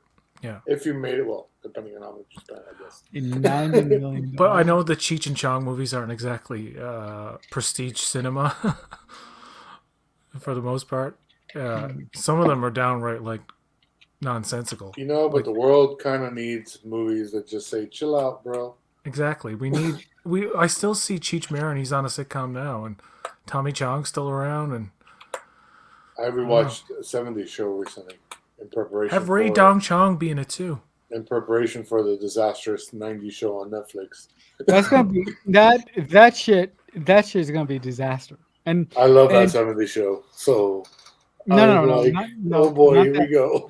not that 70 show. That 90 show is gonna be a disaster. I mean, I don't think it's gonna be disasters, but I don't think it's gonna be good either. I mean, don't listen to me. I like the only sitcom that I love is Frasier. That's the only one that I love. So, and well, this is a good topic to get into. TV revivals, which is a huge fucking thing now. They've done it with Mad About You, Full House. Yep. They've done it with. They're doing it with Who's the Boss now. They've done it with Quantum Leap. No, that's a reboot. We're talking about revivals. Revival is is when you bring back the original folks. Night Court, for example, is coming out this month with John Frasier's coming back. Frasier's coming back. Woo! The Cheers universe goes on. Yeah, goes on. Cheers. Yeah, no, like the best. What revival did I really like? I thought Mad About You wasn't bad, forgettable, but wasn't bad. I didn't even know they made that. Mad About You. I love you like I do. Yeah. Mad About You, like when I realized how much I love Frasier and I got sick of watching Frasier, I switched over to Mad About You and I was like, this is not as good as Frasier, and I just went back to Frasier. I don't. You know what's funny? I watched probably every episode of Mad About You when I was a kid. I don't remember a goddamn thing, but they had a dog. Yeah. No, it was one of those shows where like the drama was just the situational comedy was. It was entertaining, but it wasn't nothing. Like Empty Nest, I remember watching Empty Nest, which is like I guess a spinoff of Golden Girls, and I don't remember anything about it, but I love that show. I'm like, why did I love it? I never see it now in reruns, but also, do you remember Empty Nest? Yeah, Anybody? I had the guy from. I had one of the daughters was an old school sitcom star. I forget her name. Hold on, I'm gonna look it up. But yeah, I remember Empty Nest. I used to love sitcoms, but I never liked Mad About You or I mean, Frasier was okay. Christy McNichol. She was old school sitcom kind of royalty. And then the annoying neighbor guy. He at the time, I forget the actor's name, Fuck, why did I close the window? They had a weird, an annoying ass neighbor who was a kind of like a chauvinist kind of dickhead, played by Oh yeah, yeah. I know who you're talking David about. Leisure, I believe his name is. Yes, David Leisure. Yes, he was also in a bunch of annoying ass commercials for Isuzu, Yeah. playing Joe Isuzu. What is that? What is that? Isuzu. Isuzu was a car brand. Oh, Is it's it a car car brand? brand? Does it still exist? I don't know if I don't know shit about cars really. Not Oh. modern cars anyway. But They should do a yeah. revival of Golden Girls. Oh wait. Thank you for being our friend. No, they should literally do a Oh, revival. They do a seance every night, every episode, to see if they can bring back. Rose, my come God. back. It's like Ghost Hunters, but they're trying to Oh find my Betty God. White. Did you hear that? Did you hear that? Did you hear that? Anyway, that's what all those shows are. Did you hear that? What was that? Did Yeah. you hear I that? think that was that line from Community when Betty White was on Community. Oh my God. You know the best television revival, and it's probably the number one, my favorite sitcom. And I don't watch sitcoms, but it's actually like still one of those live studio audience, same set as 30 years ago, like not exact same, but fucking The Connors. The Connors is such an it's survived this many seasons. Remember it had Roseanne? It was like I didn't know it was still on. Roseanne came back and she got canceled, so they killed off her character. And I was like, how's that going to work? Because now, it became the John Goodman, baby. the John Goodman show, basically, it's like Roseanne without Roseanne. And it's such a good fucking show, dude. It deals with, like, middle class, like, problems. Like, when the original show did, it was, like, kind of unapologetic. It wasn't a rosy, pardon the pun, but it's a... Yeah, it wasn't a typical, like, white picket fence family, everybody's happy, for the most part. Like, the mother and the daughters yelled, and the kids acted out, and, like, the parents weren't perfect, and they were fucking, it wasn't one of those, like, it was the opposite of Full House, basically. All right. Yeah, it was another, Married with Children was similar.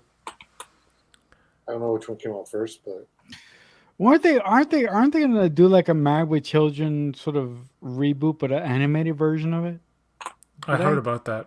Yeah, did I hear that? I don't know if it's ever going to materialize. I don't know if they're gonna do. anything for a buck, though. I still want to God. see Family Matters come back. No, I mean, as a kid, I never really watched like the standard things that one watches. Like I never watched like Family Matters and all. Like I watched that shit when I was older. Like when I was a kid, the only thing that I did was I watched everything that I wasn't supposed to watch when I was a kid. Only thing I did. Bring back All in the Family with Rob Reiner and Sally Struthers now. And just two of them just complaining about Republicans. Oh my God. Because the thing with All in the Family in the show, you had the main character was extremely ignorant, Archie Bunker. Yeah. And I've heard people describe that show as a racist show. I'm like, I don't quite think you got the point. No, it was amazing.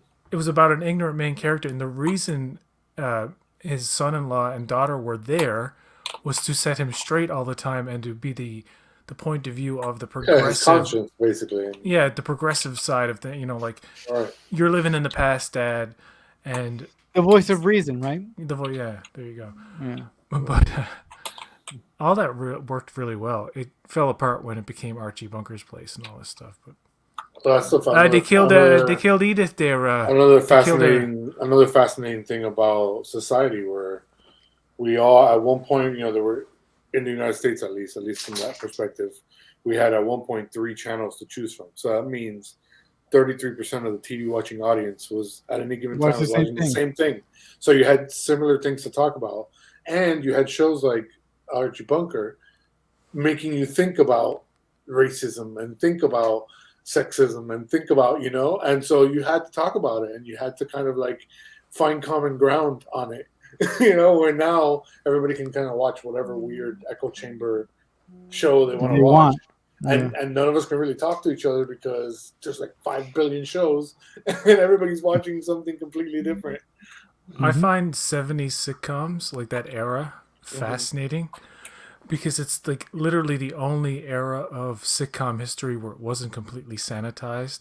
There are shows now like everything from Jeffersons to Sanford and Son to All in the Family.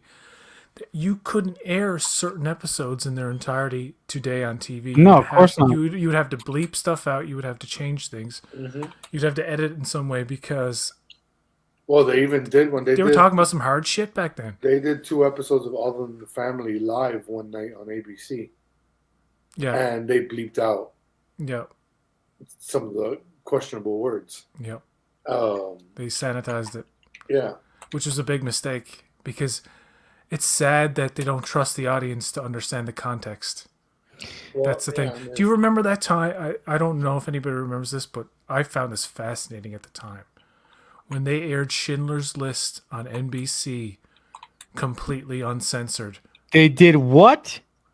Commercial free and completely uncensored. Oh my god. And What was this? That was the first time I ever watched the movie. This was in 93, maybe 90. Well, it was like a year, not even a year after the movie came out. It was Jesus. It had already won the best. It did win Best Picture, right? Yeah. Yeah. Yes. It was, and it was an unprecedented television event where you saw every part of the horror of that movie. Everything from like the starving nude people. Oh my god. To like the brutal violence that they displayed, and I was like, wow. And you know what? I bet you there's people out there. It's like, how the hell can you put this on broadcast television? Like, and people like, excuse me, it's important. You need to understand the context of why. And nowadays, they don't have that kind of like. Nowadays, they don't have that bravery. No, nowadays TV executives don't have the balls to do something like that. I got to give it credit. Whatever, there was some awards. I think it was the last Emmys. It could have been. I'm pretty sure it was the last Emmys. I could be wrong, but there was they let through a good bit of cursing. I'm like, what? None of this is blacked out. I was like, I thought that was pretty cool. I was disappointed the other day because I watch, YouTube movies on the channel has free movies that rotate. Yeah. And the other day they had RoboCop for free, and I was like, oh shit, hell yeah, click. TV version. Awful. What'd they do? Oh, all the bad words, bleep. Oh, they took them out? Bleeped out. Ooh. No, even worse because I prefer bleep. What'd they do? Over the dub of like you fart, and it's like a totally different word. Did they do that? Like they did the whole dubbing kind of. Oh thing. my god! The best dub in movie history in a TV version of any movie. The best dub in history is Samuel L. Jackson in Snakes on a Plane. Yeah. These mother trucking plane snakes on this mother trucking plane. No, he says, I'm so sick of these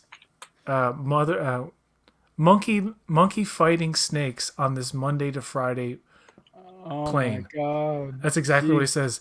These monkey fighting snakes on this Monday to Friday. It's one of the oddest. You ever watch Goodfellas on AMC? Holy fuck.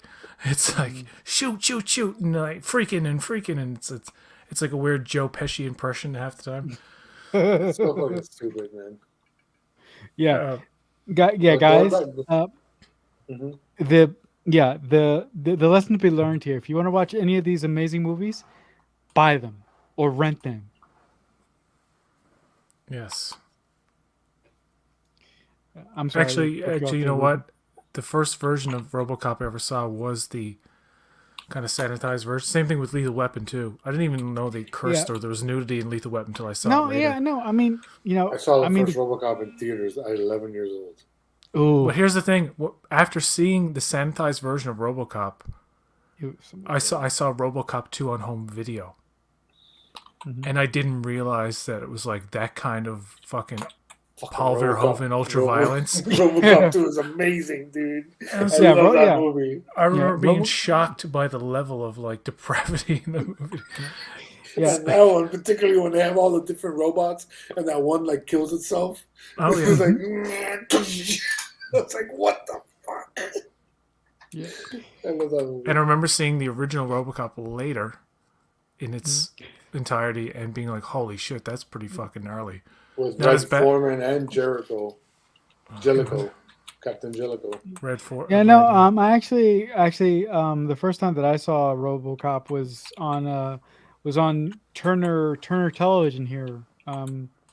And I remember renting the movie one Friday night from Blockbuster, taking it home and watching it with my father. He was still alive at the time, and I was blown away with how fucking violent it was. I mean, that scene where Murphy gets lit up by the goons with the shotguns. Oh no, they my don't even God. show the hand blowing up. Yeah, In the I mean, it YouTube was version. I was like, come on, yeah, man. it was just. And I I'm mean, like, I'm a premium member. At least give me you the know, fucking option. really? Huh? Yeah. You know, well, and because I have Google Music too. So. okay, and crap, I totally lost my train of thought. You're talking about RoboCop 1. Yes. So yeah. Oh, okay. So before they start plugging Murphy, Clarence Moniger does that no, and I'm like, and back when I was a kid, I had seen Caddyshack yet, so that was my first exposure to that joke. So after I saw Caddyshack, I'm like, oh, Chevy Chase is stealing that line from RoboCop, and then my grandfather was like, no, you idiot. RoboCop stole that line from Caddyshack. And he I'm smacked like, you. oh, smack the shit out of me like you idiot. No, but that reminds me of a time I was there's a song called "A Little Thing Called Love," and Dwight Yoakam did it in the '90s, right? I didn't realize it was a cover, and then I knew kind of who Queen was. And my grandmother was like, "Oh yeah, Dwight." What my grandmother tried to explain to me that Dwight Yoakam was doing a cover of Queen's Queen. "A Little Thing Called Love," and I argued with her. I was like, "Queen doesn't sing country songs." Like I didn't understand what she was talking about, and she's like, "Okay," and she left it alone. And I found out I was wrong later. I was like, "Oh yeah, my grandmother was right. Queen did originally sing "A Little Thing Called Love." Bro, and tell me an action movie today that has a soundtrack, a score like fucking RoboCop. That Basil Polythur score. Dun, dun, dun, dun, dun, Bro, dun, every dun, moment dun. is like, dude, it's epic, bro. It's just like instantly. Boom, it just blows into epicness. It's so crazy. By the way, Freeze, creep. Yeah, He's yeah. just By the the guy way, in the dick. yeah, bing. By the way, movie soundtracks aren't done the same anymore. Like movie soundtracks in the early '90s to the '90s to the 2000s were amazing, Just but pre like 2010. yeah, Then it's something like, happened, especially but like, it's for, I don't know, like what happened? I don't know. A lot of temp tracks, a lot of I Yeah. hear a lot of the interviews. When I interview composers and stuff. What is the most popular movie soundtrack of all time? If I should stay, Oh, that's I would the only be The away. Bodyguard. Bodyguard. I'm every woman. I mean, bro, you get like The Bodyguard, Jurassic Park. You had like Jurassic Park, the Robin Hood movie with Kevin Costner. Prince of Thieves. Prince of Thieves. That had a fire ass soundtrack. Like I used to like the Braveheart. On and on and on and on. I used to like the Braveheart score. I remember somebody. I don't know where I heard it. Somebody had it, and I was like, "Oh, this is great." Like Also, like The Craft, like the movie The Craft with the witches. Oh, The Craft! I love that score. It's great. Fucking fire ass soundtrack. I remember when the remake came out. I was like, okay, they can at least get the soundtrack right and have cool songs. Witches of Eastwick. Witches of Eastwick. Yeah. So also, the soundtrack for Gladiator is amazing. Fucking Conan is like. Did you know Gladiator? I don't know if it started the trend, but Gladiator is one of the first movies where I noticed they used the like the voices music. Like they didn't use that a lot in the '90s. The choral kind of like the choral, like that kind of shit. Yeah. You still get some good Also- epic ones for like Dune and. I almost cried at the end of Gladiator when I saw it in theaters. I was so moved by the film. I was like, it should win Best Picture, and it did. I'm not fond of it now. I think it's rather like it's for one thing, it's incredibly historically accurate. I didn't even know that at the time. But Inaccurate. it's very formulaic, and it's like, but it's a traditional kind of like underdog hero fucking story. It's not meant to be entirely real. It's supposed to be about like that, like when he gets revenge on Joaquin Phoenix. When he finally gets revenge on Joaquin Phoenix, Nobody was really making those old, grandiose kind of Yeah. like Ben-Hur type movies either. So it was a big kind of change. it was one of the things in The Sopranos. One of the worst characters in it. Loved the movie. He's played by the guy from. He's in the second season of Chucky. He's also in Joe somebody. Probably in town. Yes, that guy. Yeah. What was the saying about him? Bro, the Starship Trooper soundtrack. Oh, yo. I mean, man. I guess John Williams doesn't count because John Williams is John Williams. No, But, you know, because you had John Williams is his cheat. You had the fucking Star Wars prequel soundtracks in that era. Oh my god. The Duel of Fates is still like epic. Yeah. Speaking about Starship Troopers, I had the VHS for Starship Troopers for like 10 years. And I always saw it sitting on my shelf. Like sitting right in I had Starship Troopers and So you had it for 10 years and you never watched it? yeah, It was just there? Yeah, hold up. Okay. I had it for 10 years and it was sitting right next to the original Star Trek films. And like one day I was bored out of my mind. I didn't know what to do. And I decided to take it off the shelf and pop it in. And that movie experience was a movie experience that I'll never forget. It was the most amazing, fucked up thing I had ever seen. I was like, why the fuck did I wait 10 years to watch this? Starship Troopers is one of the greatest science fiction films ever made. Yeah, and I was and like, it still looks good today. No, but I was like, and at the end of the movie, it said directed by Paul Verhoeven. And I said, no fucking way! The guy that did RoboCop, get the fuck out of here! Hell yeah. Like, It's one of the best science fiction movies. Yeah, and it's one of the best movies in the '90s. It's one of those movies. Still looks amazing today. Like, yeah. Do you remember Siskel and Ebert did kind of a review, and they were arguing about the logic of like how you would fight these bugs? Like, just go in there and bomb the world. Like you have the capability. It's like this thing where it's like fair warfare for the sake of whatever. It's like that's not the point. It's a satirical film. It really is not. And it's also not that. It's that the bugs go underground, so you can only bomb the surface. Yeah. So eventually you have to send ground troops, which is part of the point. You always have to send ground troops in the war. You can't just win a war through the air. I remember. Do you remember seeing the trailer for that in a theater? I remember because I used to go to movies a lot in the '90s, so I always would see like trailers for the first time on a big screen. The big screen. And I remember the trailer for that where all the bugs are bombarding that place. I'm like, the CGI was astounding. Like it was like I still remember the first time I saw it in theater with like 3 or 4 friends, and none of them liked it. And I was the only one like, really? I was like, you don't get it. You don't get it. It's amazing. I had to sneak into it because I wasn't allowed. I wasn't old enough, so I had to get like I used to do it a lot with get a ticket. I would never really sneak into R-rated. It was always PG when I was really PG-13, and I don't know why they were so strict about that. Like Mortal Kombat, they actually had parents like they actually had parents up in arms about the potential violence. Here's the narrative of Mortal Kombat back in 1995. I remember it distinctly. This idea that this PG-13 movie was going to be just like the game in terms of its violence and gore, and it was not. No, it was not. And the theater was very strict about letting, like, they were like, you had got to be with an adult and blah, blah, all that bullshit.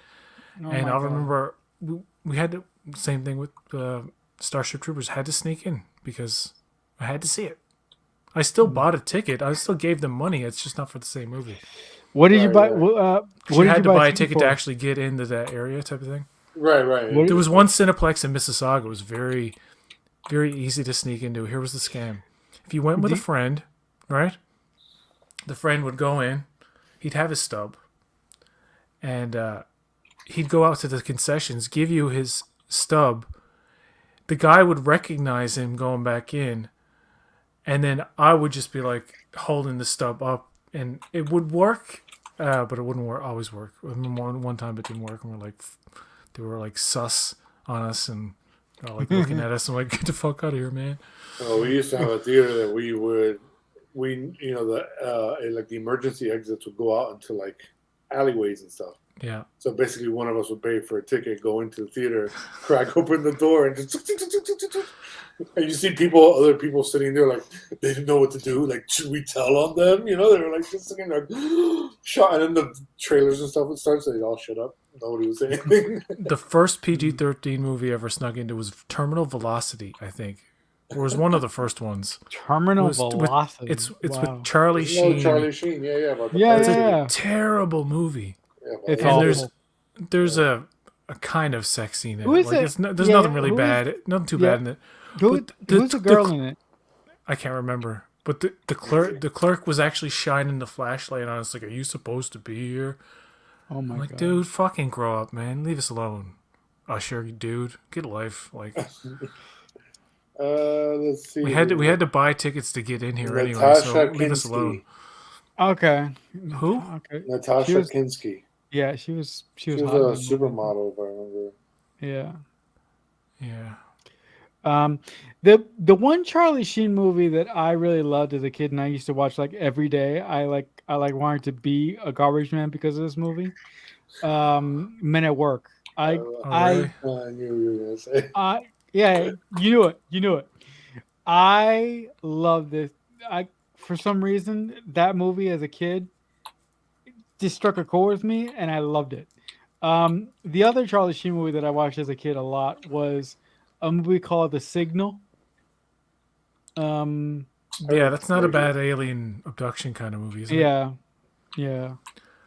But yeah. Oh, you got Hot Shots. Fucking Charlie Sheen's the Hot Oh yeah, Shots. it's awesome. Is it And the signal? also- Is it the signal or the arrival? No, I think it's The Arrival. It's not The Signal. The Signal is another. Charlie Sheen did one of my favorite '80s indie horror sci-fi weird ass fucking movie called The Wraith. It might have a Really? different name outside the US, but it's basically about a car that kills people. It's like a spirit alien car, and Charlie Sheen's the driver. Oh, really? Yeah, I'm I've gonna- heard of it. I'm gonna go look and it it up. had this badass concept car that Dodge never made called the Dodge Vector. Yeah, I always Ooh, liked beautiful Hot car. Shots and Hot Shots Part 2. Part dude. dude. You know, those movies and the Naked Gun movies were the last good farce kind of movies. Well, What I'm was a it fan. called? I'm Spoof. a fan of the scary movies. The first two are pretty I- good. The third one's okay. yeah, they tail off Dude. quick. Dude, I used to have like the biggest problem with the scary movie franchise. I used to hate those movies because I always thought that they were making fun of the Scream franchise. And you know how much I love the Scream franchise.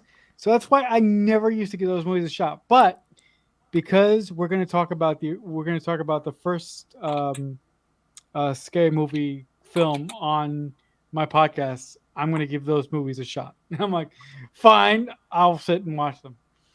Those are easy background movies for me where I can just go part 1 or 2 on.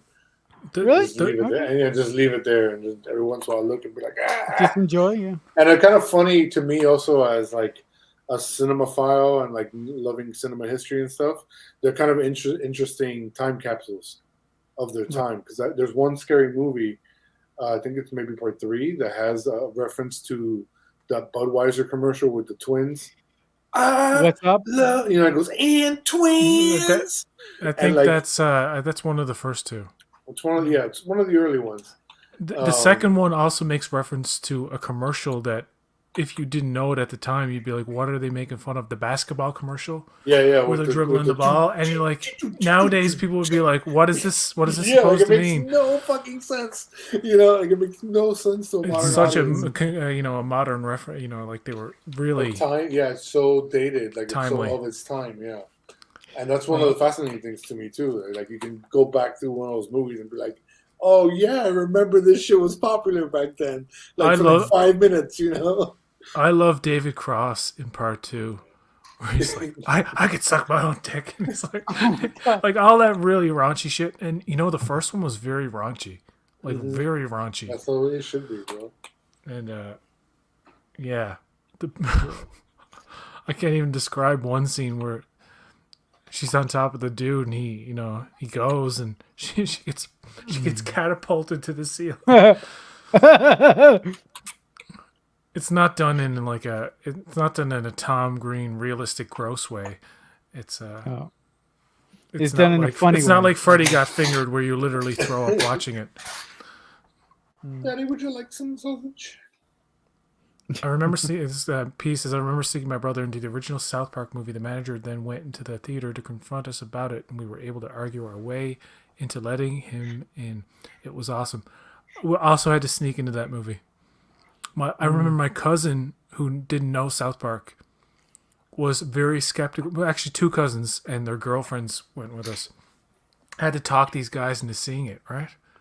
They were very skeptical of seeing a cardboard cutout type movie that they thought was going to be for kids, and they didn't believe me. I'm like, no. You haven't seen the show. You don't know. And this is like worse than I kept saying it was worse in terms of like language and profanity is what I meant. But I'm like, oh no, I'm trying to sell them on like how depraved it might be. And sure enough, man, they were cracking up so much so that the usher was like, "You've got to keep it down."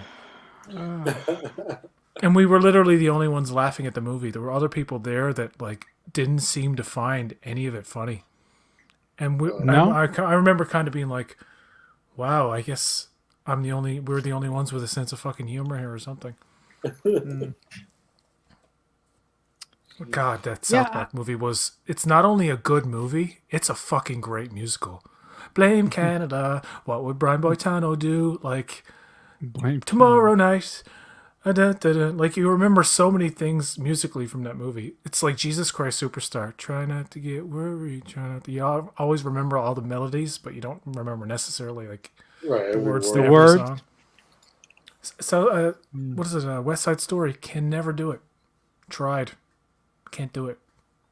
I just think it's too like, yeah. But which one? Yeah. Which one? I think it's too yeah. Which one? Because there's two West Side No, Stories. the old one. The old one and the new one. I tried both. I don't like the old. Well, yeah. Well, honestly, I'm a song and dance man. The first time I saw West Side Story, I was like, why are they dancing with knives? I'm like, this sucks. And then I saw the Spielberg version, and I was like, I just fell in love with it. I was like, Spielberg did it better. Thank you very much.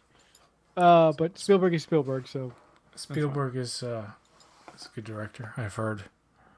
Yeah, Spielberg is a good director. I've heard here and there. He might be going places. Who knows? He might have a career ahead of him. Yeah, who knows? By the way, they're saying Fabelmans is like the best picture lock or something. I'm like, I don't know. I haven't seen it. Yeah, no, but I've actually seen the Fableman 4 times already. Jesus. And yeah, guys. No, I love Spielberg. Somebody told me about a scene. I won't describe it in detail, but it involves David Lynch playing John Huston, I believe. In his like when he had the eye, to the point like when he's so old he had the eye patch and stuff. I think it's John Huston. Oh no! Could be wrong. It's not, no. Or was it a fictional director? No, it's not John Huston. It's not a fictional director. So John Ford. It's John Ford. Yeah. John Ford, and I love David Lynch. His acting. It's so good. I love him in Twin Peaks. I mean, what was that, Coop? He's Yeah. always like yelling because he's hard of hearing. He's always like, I don't know. I don't know if anybody's seen Twin Peaks, but it's awesome. But no spoilers. But that final scene in the Fablemans is so great because he's like, where's Where's the horizon? Yeah. where's the horizon in the picture? It's like, I actually watched that's the only scene I've ever I watched it online. oh really? From the Fable? Okay. It's he's like, look at this picture. Where's Where's the horizon? it? It's at the top of the picture. Look at this other one. Where's the horizon? Oh, it's at the bottom. The point is never put your horizon in the very middle. Yeah. And I will close your ears for about 30 seconds, people, if you don't want to hear about the very end of the movie. But it's cool because the final shot, apparently, I haven't seen the final shot. I only saw that scene. But apparently the final shot is the camera corrects itself. It's like the horizon's in the middle and the camera corrects itself to put the horizon at the top or something like that. Yeah. And it's like a weird kind of meta move right at the end of the film that is so in tune with what the film is. So Yes. Yeah. I want to see it just based on that. So. No, but but the Fablemans. I mean, the first time I watched it with 20 other people in the movie theater, and I was so lucky because I was sitting in the very, very front. And about 4 times in the Fablemans, I lost it, and I just started bawling my eyes out because Sammy Fableman's experience in the film is what I wanted to. I mean, writing movies is all I've wanted to do as an adult. So seeing a kid struggle that much, and struggle for his passions, and seeing him deal with all of his shit growing up as a kid. I mean, I related with all that shit. So, but what's the kid's name again? Sammy Fableman. Sammy Fableman. Kevin Smith a couple of times he brought up this scene where he saw a train wreck in a movie.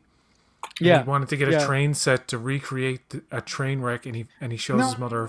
Yeah, no, actually, he didn't actually want to get it. He didn't actually want to get a train set. He was given a train set. Oh, he's given a train set. And he filmed this train stuff at all of these different angles as a director would. I mean, I kind of wish the movie was about. I mean, I know it's a semi-autobiographical film. I can't speak. Don't worry, I can't speak either. I almost wish it was really about straight up Steven Spielberg, so you could get those No, it is actually. Because I know it is based on him. No, but maybe, a lot of the. No, I'm sorry. Go ahead.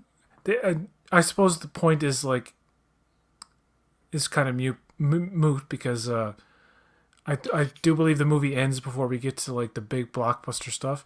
But in my vision, an autobiography about Spielberg, straight up, the coolest thing about it would be seeing him get those jobs. For example, you could make a fictional movie about the making of Jaws. I don't know if they've ever tried that. I think it's been talked about. That would be cool. There was a documentary, I know that, but But the making of that movie alone, and the fucking headache that movie was to make, the shark, and the fact that didn't know if it could work. There's a whole market for these movies that have not been made yet. For example, who the fuck wouldn't want to see a film about George Lucas and his journey in making Star Wars, and you see the movie recreate the sets and stuff like that. That would be a huge. That would be interesting. That would be a huge draw for me, anyway. Yeah, no, that would be really interesting. But I think for me personally, I think the Fablemans really followed Steven Spielberg's life very, very closely, and the reason why I say that is because I know. I mean, this is going to sound bad, but I know a lot of. You stalk him? No, I don't know. I don't know Steven Spielberg personally. If I did, I definitely wouldn't be talking to you folks. Thank you very much. That's so bad. I'm sorry. Let's see how it is. I'm so sorry. That is so bad. Well, I happen to know Spielberg, and no, I'm not going to talk to you. What are you doing here?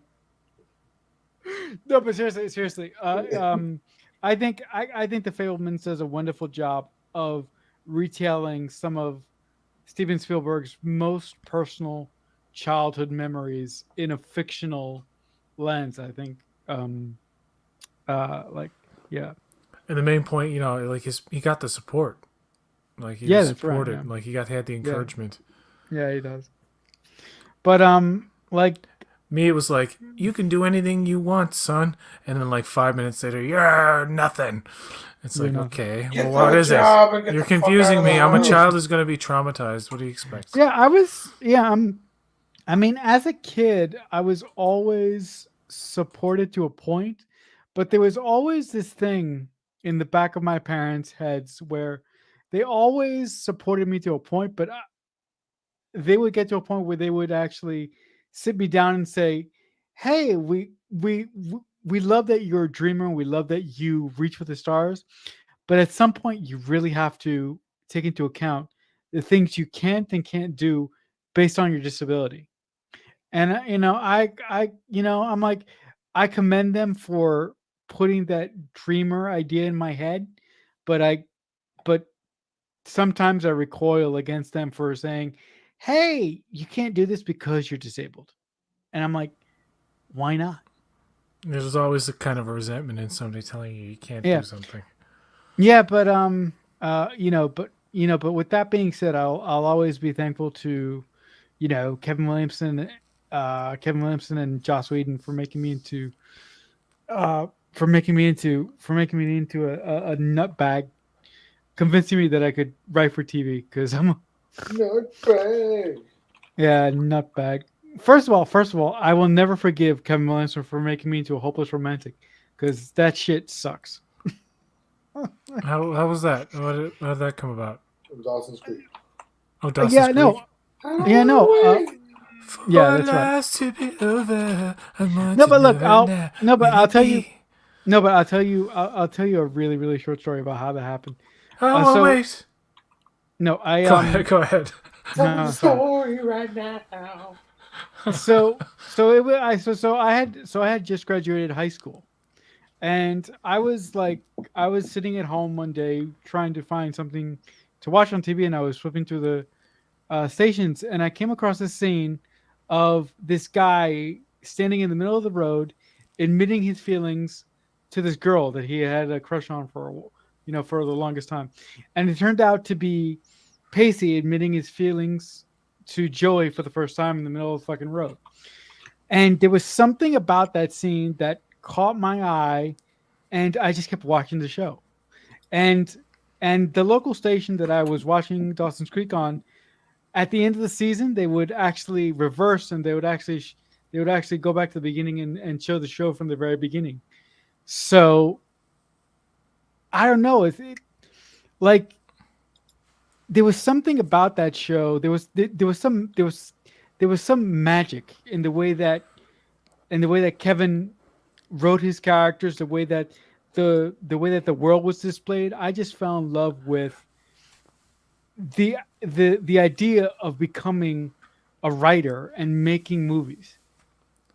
I vaguely remember Dawson's Creek. Well, I don't say vaguely because I did watch a good bit of it. Right. What stood out to me about the dialogue was that it was like Yeah.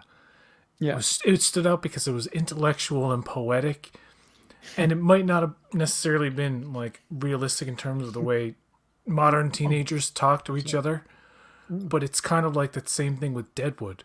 Deadwood is a show Yeah. where people speak in a almost metaphorical. Well, they speak in old timey kind of like Shakespeare, like old Western Shakespeare, I call it, where they're using terms and like speaking in an eloquent sort of manner that is not concurrent, and like they're not saying "gold darn it." They're saying things like "motherfucker" and Yeah. "cocksucker" a lot, which, granted, probably were said, but not as like you can go back as far as like in the 20s with Boardwalk Empire. Like they still cursed, but it was like it wasn't as profane laced as like modern times. But Deadwood is like one of those shows that kind of reminded me of Dawson's Creek, where it's like Yeah.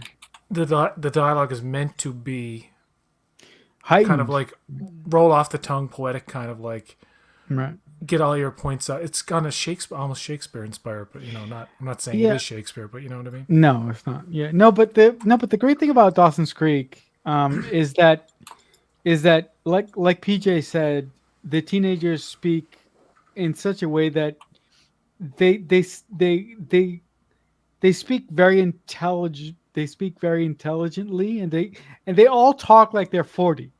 Yeah, they all speak So like they've had so much life experience than yeah, what a and teenager they've would had have. yeah, and the cool thing about it is that they all speak like they've had experience, but the catch is none of them have had any life experience. So that is what makes the show great because you get to watch these teenagers grow up and go through all the shit. I So remember when a season would end, I would say, "I don't want to wait." yeah, yeah, but Dawson's Creek changed the course of my life because before Dawson's Creek, I wanted to become a sports broadcaster. Interesting. And yeah, and after Dawson's Creek, I wanted to write TV and film. Yeah. Does anybody remember My So-Called Life? Mhm. I I was in high Claire school. Danes and Wilson Cruz, I kind of do. Jared Leto. I was in high Wait. school when that show was on. It lasted for one season. I remember watching the entire thing. I remember it got really dark at some points too, like especially with Ricky, the character played by Wilson Cruz, was a closeted gay kid, and at one I point talked to Wilson Cruz about that show at a con. yeah, at one point he comes out and it doesn't go Really? well for him, and it's like it's like it's one of these shows that is unapologetically I wouldn't say realistic, but they don't sugarcoat like the teenage experience. And what I appreciated about the show is that the high school wasn't this insane stereotype that U.S. high schools are, especially to me, an outside like a Canadian. It was like this whole thing about like fucking high school in the United States. If you're not with it, someone's gonna push you up against the locker and punch you in the face, and I'm like it's such a tired stereotype. That and doesn't happen. I appreciated shows like that. That yes, there's drama and there's shit going on, but it's not sugar. There's no sugarcoating. It's just. And it's No, not. maybe They're not going that- to extremes. They're not going to those extremes. Maybe that as what I locker mean. incident happens once every like year or something, but they make it seem like it's like every other day. There was like, hey kid, I'll kick your ass, man. Mm. And that character Ricky, I remember feeling really like anxious about him, and like back in the time when that came out, that was a dangerous. People would have very visceral reactions to people coming out of the closet, and I'm I like, told Wilson I Cruz used to be scared for people. at a con. I had a conversation with Wilson Cruz, and he told me that he still every year the cast gets together, Claire Danes, Jared Leto, they Oh, get cool. together and have like a Friendsgiving type of thing. And Jared, cool. and I Jared told Leto him- comes along with a bat in a box, and he's like, "Eat it, friends. and I told I've him, been in the woods for 6 months I told him, meditating." tell Jared Leto, thanks for keeping me a virgin during high school because I didn't look like Jordan Catalano from My So-Called Life.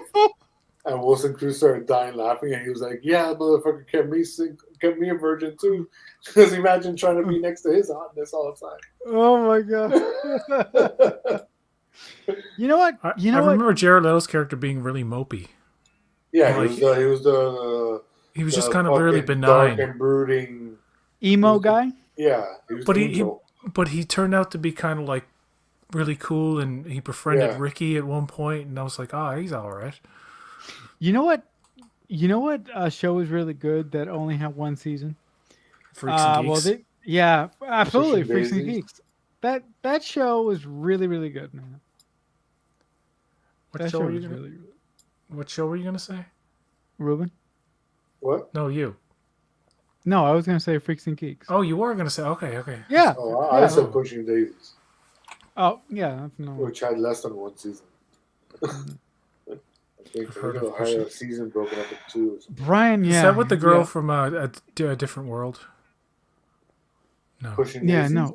Yeah, No, never mind. Pushing Daisies was Brian Fuller, isn't it? Kirsten Chenoweth, Brian Fuller produced Brian it. Fuller. Oh, okay. Yeah. Never mind. Yeah. Didn't Lee he? Pace. Yeah. Lee Pace was the main actor.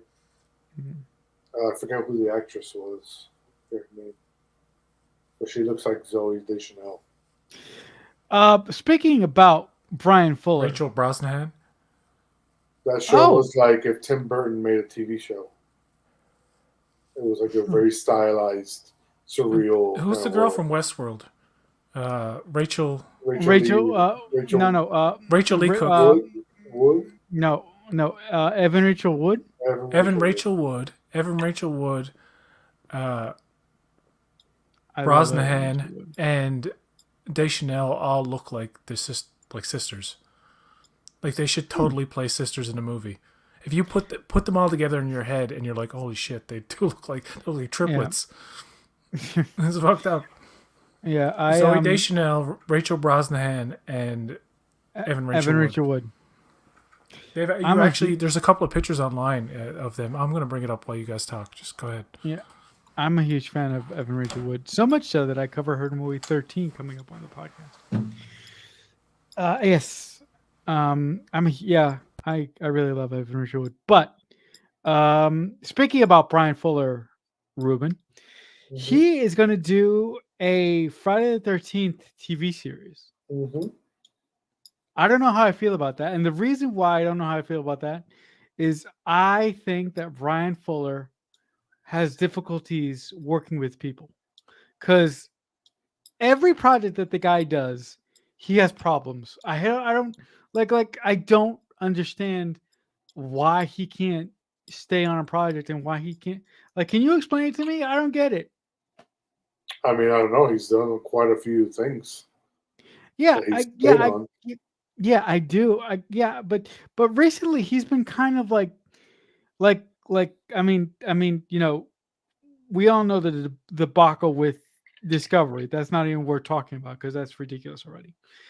Yeah, which I don't agree with him getting. I don't agree with And- your guys' takes on. You like to blame Fuller for season one. No, I don't. So because you don't like to blame Kurtzman for anything. Yeah, But the reality is Fuller was gone pretty early on. Yeah, There was plenty of time to course correct if they wanted to. Yeah, okay, but Number one and number two, no one ever seems to give shit to Terry Matalas for leaving Picard season 2 in a fucking hell state. The worst TV show probably in the last 10 years. Yes, but actually, but you know that I have been very critical. You know that I've been very critical about new Star Trek recently. You know this. Mm-hmm. You know this. You know this. I'm just saying. Look, yeah, I know. Well, some people, I don't know. I mean, as far as like him, like some people are difficult to work with. You know, they're kind of volatile creatives. Oh, something about to come up. I just hope. Oh, yeah. Well, yeah. I could see that, PJ. Yeah, I could see it. No, but on the left looks like Katy Perry to me. Yeah, no, the girl on the left is Brosnahan, and the girl on the right is Evan Rachel Wood. I have no idea who Brosnahan is. But the whole thing about Brian Fuller, I I really loved his writing on the first season of American Gods, and when he unceremoniously had a issue with the people at Stars and got locked out of the editing room, I was like, man, why can't you just play nice? But I don't know. I got kicked off because my computer froze up when I tried to share a screen. Oh, yeah, I remember a lot of. And I was trying to talk. I was like, they can't hear me. It's a lot of times the information we get, as accurate as it might be, is still inaccurate, third hand at best. Oh, okay. You know what I'm saying? Right. So here's the thing with this fucking Friday the 13th franchise. about that, I don't really care what they do. I love Friday the 13th Part 6. I'll always have Part 6 and Part 7. We're gonna have we're gonna have a Bates Motel style fucking Jason and his mother story. And it's like, oh. I'll watch the first episode only because it's Brian Fuller. Does Bates Motel make Psycho any better? Come on. No. But I don't really expect much from it. I don't really. Okay. The other Brian Fuller project that I absolutely love, that everybody loves, is Hannibal. I really enjoyed that.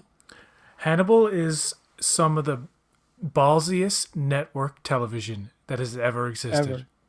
Ever. Yep. In terms of violence and sheer just Brian Oh Fuller my did God, a great a documentary series for Shudder called Queer for Fear, which is about queerness and horror, the history of queerness and horror. It was really good. Chucky's a great example of that. It's really good, and every episode goes through generations. So it starts off with the 20s and 30s and 40s kind of era, then it moves on to. Yeah, it's pretty cool series. Brian Fuller had a really interesting interview with your guy, the guy that you talked to for about 30 minutes and sitting about the current state of Star Trek. He had a really interesting interview with Robert Meyer Burnett a while back. I can guarantee if Brian Fuller did you see that? Is on for the entire first season, is in control of season 1 of Discovery, we have a very cool show. I guarantee. Really? Yes. Huh? Because he has a track record. He has a track record of good shows, where Alex Kurtzman has a track record of doing the same shit over and over. Okay. Copying and pasting the same fucking thing over and over. Perhaps, but Brian Fuller, let's remember, he did want to reimagine things to a degree. He's responsible for those Klingons, as far as I know. That's fucking so that's a bit too much. That kind of and then they tried to remember in Discovery they tried to fix it. So quote unquote, in season 2 they said, "Oh, the Klingons have hair now." Well, why do they have hair now, not before? Well, you see, shit. Okay. During war, they all shave their heads. But have they ever demonstrated that in the franchise before? Shut up. Just shut up and go with it. It's the same thing I say about the Justice League. Everybody keeps shitting on the Justice League because the stupid, longer, dumber Zack Snyder version came out. But if you give Josh Whedon 4 years and $70 million extra to make his version of the Justice League, I guarantee you get a much better Justice League. No, I don't blame either of those versions. Look, I mean, when I saw Joss's version of the Justice League, I was like, I don't like this, but I never blame Joss for that bullshit because I subscribe to what you said, Ruben. Give Joss Whedon more time and a little bit more money, and he would have made you a great movie. There's only so much you can do, and then you pick a director who's as different from the guy who created most of the footage as you could possibly be. So it's I mean, not to defend Josh Whedon because he's a dirtbag, and we all know it now. But whatever. But I think we're talking about him from a creative standpoint, not an actual person standpoint. But back to the Robert Meyer Burnett thing, I think that's the interview. There was an interview I saw with Brian Fuller where he explained. Did you see that? Well, I don't know if it was that interview or another one, but there was one I saw with him. I'll find it. I'll send it to you. He talked about his vision for what he would have done with Star Trek. Where it was more of an anthology show with every few episodes to be different. Yeah, it's way too expensive. That's way too expensive. Yeah. He wrote people should know that you amortize your costs throughout the season. So your budget is for your sets, so you're going to film there. Because you can redress ship sets to look at. Yeah, I know. They've done it. Yeah, they did it with the Enterprise. And look at American Horror Story. It's been on forever as an anthology series. But I have sci-fi though, where you have to build most things, is going to be a little more difficult. With I don't know. I have I have an interesting question for you, Ruben. Mm-hmm. So for the first season of Star Trek Discovery, one of the production companies was Living Dead Guy, which is Brian Fuller's production company. And from season 2 on, of course, Brian Fuller wasn't involved with it. But do you think that Brian Fuller still gets a piece of the pie since he is one of the creators on Discovery? Oh yeah, absolutely. I'm sure he gets some sort of tiny Back royalty. end, right? Yeah, something for sure. Okay. Yeah. It's his baby that he gave away. Or, Yeah. You know, Yeah. he said, "Enough of this. I'm going to work on American Gods Yeah, no, but and confuse my audience further." no, but in that interview with Robert Bryan Burnett, I don't believe they brought up Star Trek Discovery. So I think it's a different. I think it's a Might have different been, yeah, interview might have been another that show. you're referencing. I finally But got I'll, on. I just Finally- remember being like, "That sounds like a beautiful TV show." I finally have a Robert Meyer Burnett interaction experience. Oh, really? I've Is messaged it him a before. positive Plenty one? of no. Well, yeah, I don't know. Good and bad. Not me not to me personally, but he was in it's a stream that he made private because he was in such a foul mood. And you know, I think he knows, like, yeah, it's like too much there. But anyway, I went on. I finally got on there, right? And he talked about his hatred for modern Trek. He brought up, Chekhov and how that was a joke, and it's like all like winking at the camera. It's not like it's where like he the beginning of the hostage crisis, so he calls it. And as such a harsh critic of modern Trek, he loves Star Trek Picard season 3. And I was on Valerie's New Year's thing, and I went too far. I like gave it too much information about the beginning of the episode. somebody got mad, rightfully so, and was like, "I'm out. I can't listen to this stream anymore." I'm like, "Oh shit!" Well, it lost the viewer because. But anyway, in this stream, he went on to spoil the first episode. Oh my god! Of which I didn't. Nobody was telling him to stop. So, and he was like, "Is Terry Matalas going to get mad at me?" And that could be one of the reasons why it was made private as well. But it's good. It seems like it's good. Ruben was joking like, yet another Star Trek thing that begins with a distress call from somebody. Of course. It's like pretty standard. It's five standard separate stuff. Seasons that start with a distress call from a woman. Help me, Obi-Wan Kenobi. You're my only hope. My hope. No, but I look. That does not Ruben, start the movie. Look. Beverly's in trouble, Riker. Look, we need to go Ruben, and save her.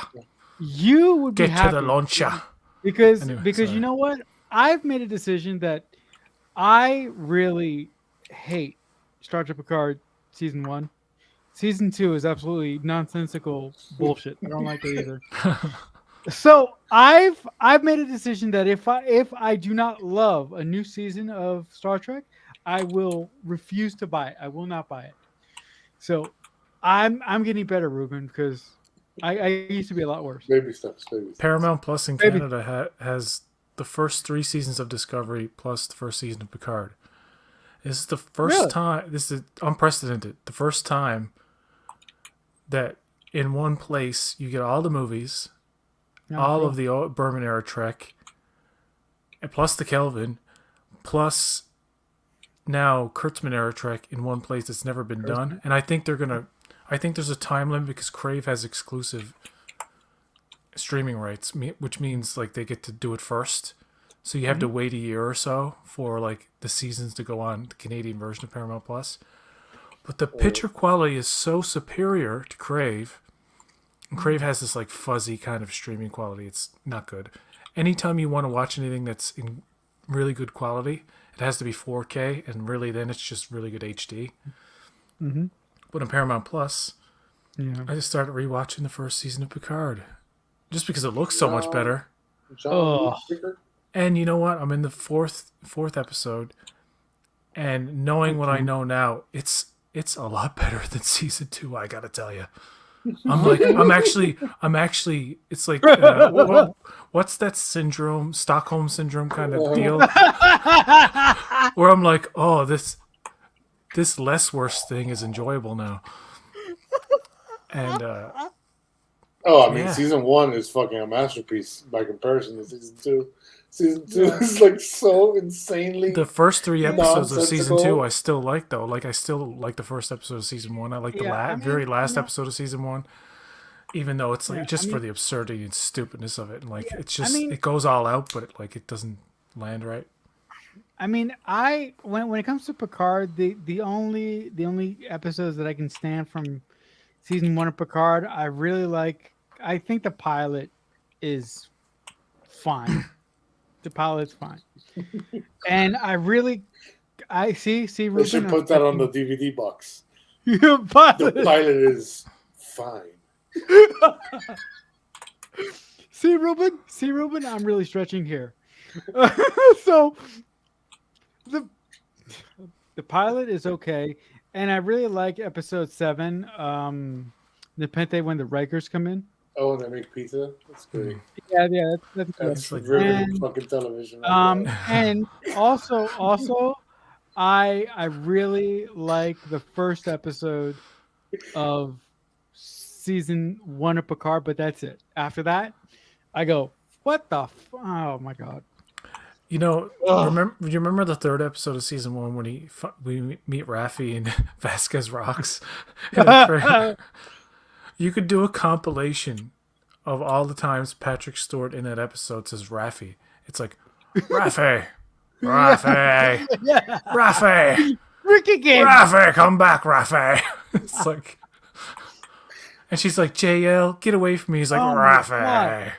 God, he's like at her all the, and she's like, Dude, she gets dude. the pilot for him, which is Rios, but she's Yeah. like very standoffish. dude, every She's time. resentful. You could literally make Soji go straight to Agnes. Yeah, Because Agnes worked with Maddox. yeah, And that'll be take better. the card completely out of the picture. Yeah, And you have could. Agnes know Raffi, who happens to be a disgraced Starfleet officer, and she knows Rios, and Right the there. entire show can happen without Right Picard. Without That's how Picard. fucking badly written it is. That you don't even need the lead character of the show. No. No, but the other thing, the other thing about Raffi is that the second that Raffi started calling John Luke JL, I wanted to smack the shit out of her because I'm like, what the fuck? Why do you do that? A random Just- retrospective on Look, Picard look, season look, one. look. I don't want to look. I don't want to belay the point that much more because I'm going to get really pissed in a second. but her disrespect. I mean, come on, that's fucking Jean-Luc Picard. Show the man some fucking respect. I don't care if people say it's a term of endearment. Bullshit. I mean, You have an you interesting know, perspective, but however, this is what bothers me about the whole Raffi Jean-Luc thing Yeah. is that she. This is only when you rewatch it do you pick up on the maybe first time people will notice this shit because I noticed it the first time. It's like in the 3rd episode she talks about the conspiracy that she has proof of. Jean-Luc completely ignores it. Like as a character, I'm like, this is not you. You should be like, what proof? Show me the proof. And it's completely glossed over just for the sake of them going. I'm like, it's never brought up. This whole proof that she has, she Right. finds proof later, but the proof that she said she already had, I don't know if she was lying or what, but she had this idea about like the conspiracy behind the Mars thing a while ago. Right. the Mars thing that was clearly done by Romulans because the ships were fucking Romulan. And listen. This whole thing and Shaka. It's good to see Shaka. Shaka in the episode where he gets what is it? Oh yeah. It gets When it gets- B-13 or yeah. whatever. Yeah. The robot goes ballistic, and I'm like, Yeah, that's cool. the whole concept of the AI being hacked into should have already been like a contingency anyway. Like you should have known like this could happen and what are the preventative measures. And for one thing, if one set of androids are hacked into in a singular area of fucking space in the broad galaxy. You do a galaxy kind of like wide initiative on like this banning synths and like androids can be no more. We get it. Like it's a continuation of Measure of a Man, where Maddox actually went through with his plan to build like essentially a bunch of Datas that had the strength of Data and just as dangerous. Because Data got hacked before, right? That's a concept where. Well, I mean, it makes sense that he can be hacked no matter what. You know? Yeah. What I was thinking was it would have been cool if his plan had literally come to fruition, where every ship now was assigned a Data, and at some point the main bad guy, Romulans, whatever, hack these Datas, yes, and severely fuck up the that would have been fleet, really cool. You know, and then Picard's got to do something to kind of save the Ruben, day, whatever. But Ruben, like, why aren't you writing Star Trek? What's wrong? because they can't afford me. No, but they can't afford me. I work for peanuts, man. Yeah, you work for peanuts. I work for peanuts, man. One last thing about season 1 of Picard that really ticked me off: the fact that Girardi committed murder, and Well, not even Girardi. Like they're all murderers. Picard's an accessory to murder. Excuse me. right, but the fact that Girardi committed murder and killed Maddox. I don't care if she was, under mind control or whatever the fuck that Romulan woman did to her. I don't care. You committed murder. You should pay for it. And the fact that she gets out of season 1 without any consequences, I'm like, oh. But it's okay. It's okay, Marcelo, because they make a joke about it in the season premiere of season 2. They explain it away like, I've been exonerated. I mean, Giorgio's literally a space Hitler, and they give her own ship. Like, what the fuck kind of message is Star Trek trying to tell me here? I like that. The bigger the genocide, the bigger the promotion. Hi. Welcome to Starfleet. We accept murderers.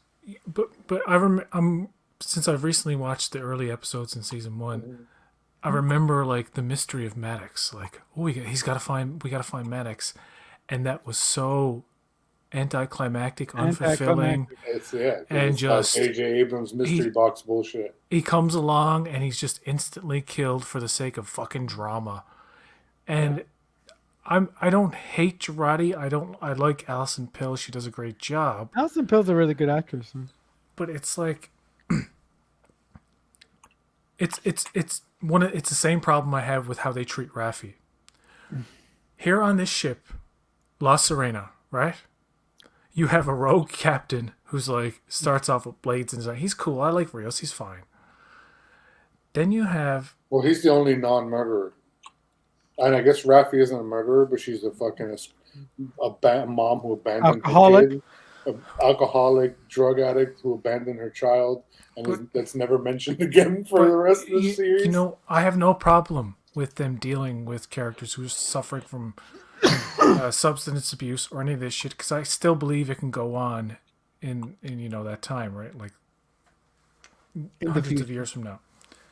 She's got the snake leaf. She's smoking the snake leaf. The problem there is that she's clearly in distress. She's in a room on this ship. She's piss poor drunk. They only haul her out to use her to contact her friends to get a pass into fucking Cloud Town or wherever it was, SoundCloud. Cloud City. Download SoundCloud today. But it's like and Picard has like no genuine concern. There's never a moment where he goes to her and he tries to get her, like there's none of that. And she keeps calling me JL. Who does she think she is? But on top of that, when they find out what Girardi did, they kind of let her go about her business. Yeah, and they don't. It's like clearly something's wrong. She needs an examination first and foremost. Like there should be at this time like enough medical equipment to say like something wrong with her mind. And it's kind of like Picard. Remember the time Picard's unconscious and he wakes up and Girardi's standing over him? I would have been like, Picard would have been like, in my mind, really scared, like, oh, don't hurt me, please. But it's like they trust her. And the consequence of her action isn't taken as seriously by the characters. It's the fault of the writing, really. It's just Yeah, Yeah, oh, it's such a headache. Damn it. it's a terrible style of storytelling. There. No, but and the whole thing that really ticked me off about season 2 is they brought in Terry Metalis, who in my mind is a really really good writer because I really really like 12 Monkeys. But they brought him in, and they're like, oh okay, he's gonna take over for Michael Chabon. Thank God. They bring him in, and they go, oh by the way. We want you to work on season 3, so we're gonna leave the show in the hands of Akiva Goldsman. Oh my God, you're gonna do what now? Yeah. So I'm like, you bring a guy in to write a show, and then you shuttle him off to season 3. What are you doing? Oh. So with that being said, it's gonna be really fun to see a Star Trek show run by Terry Metalis because that's what I wanted to see in the first place, but I never got that.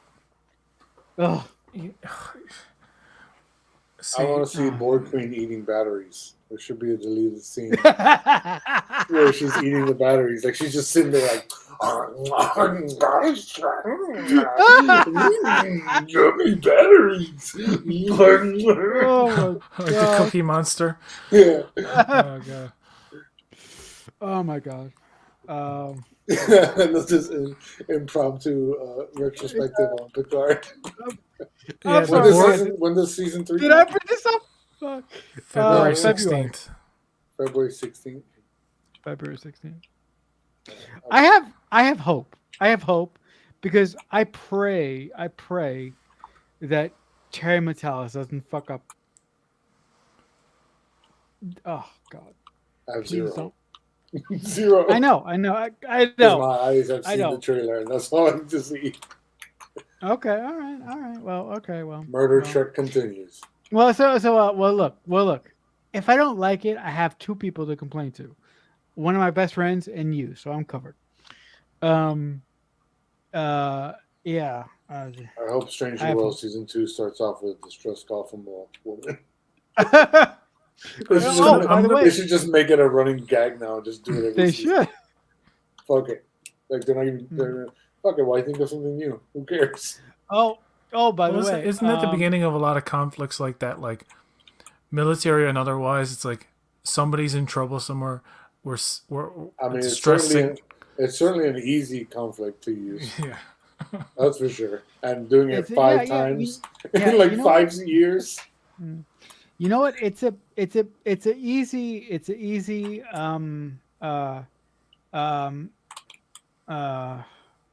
what's the Inciting incident. yes, inciting incident. Thank you, Ruben.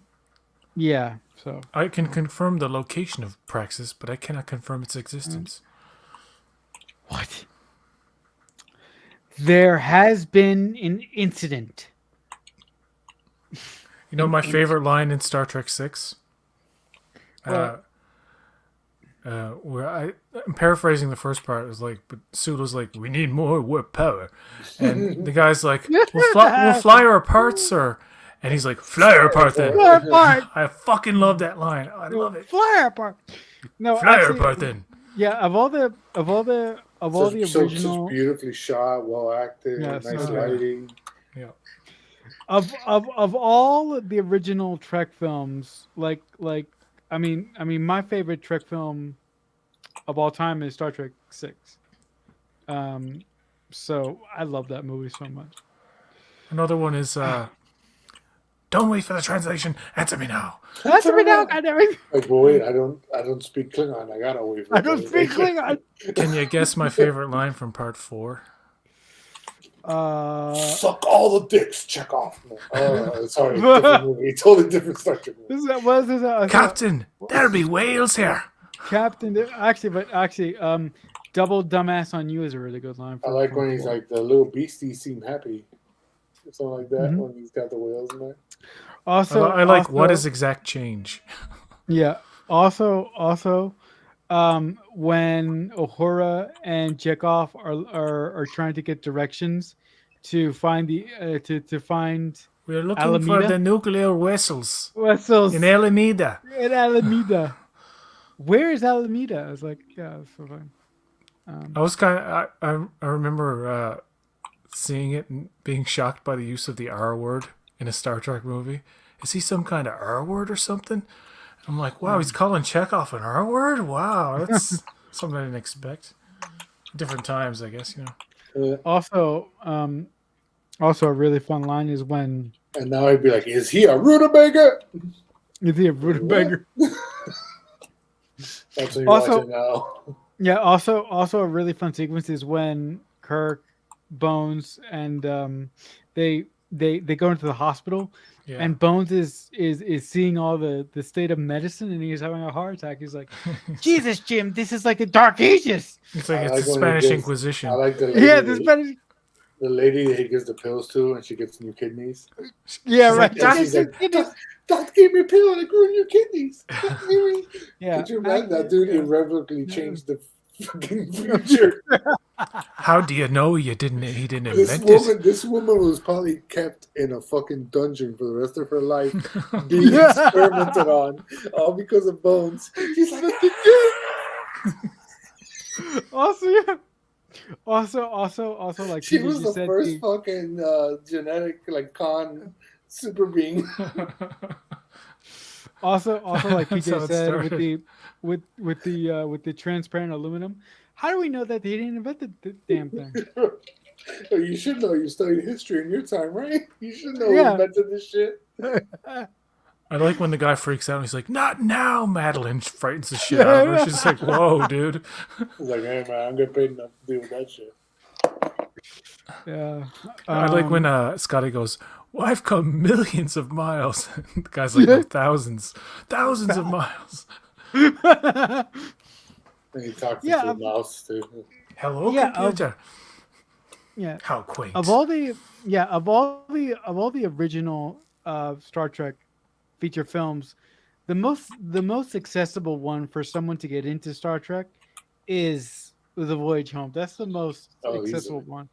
Yeah. For sure. Yeah, like People much- Out of Time is like has a universal appeal. Yeah, man. Yeah, man. Yeah, it's a fish out of water kind of. Like if you somehow made a Star Wars movie where they came to Earth in our time, Oh my god. so many people would be interested in that. Maybe not Star Wars fans. They'd be like, "Fuck this." Yeah. I mean, come on. I'm from Iowa. I only work in space. So great.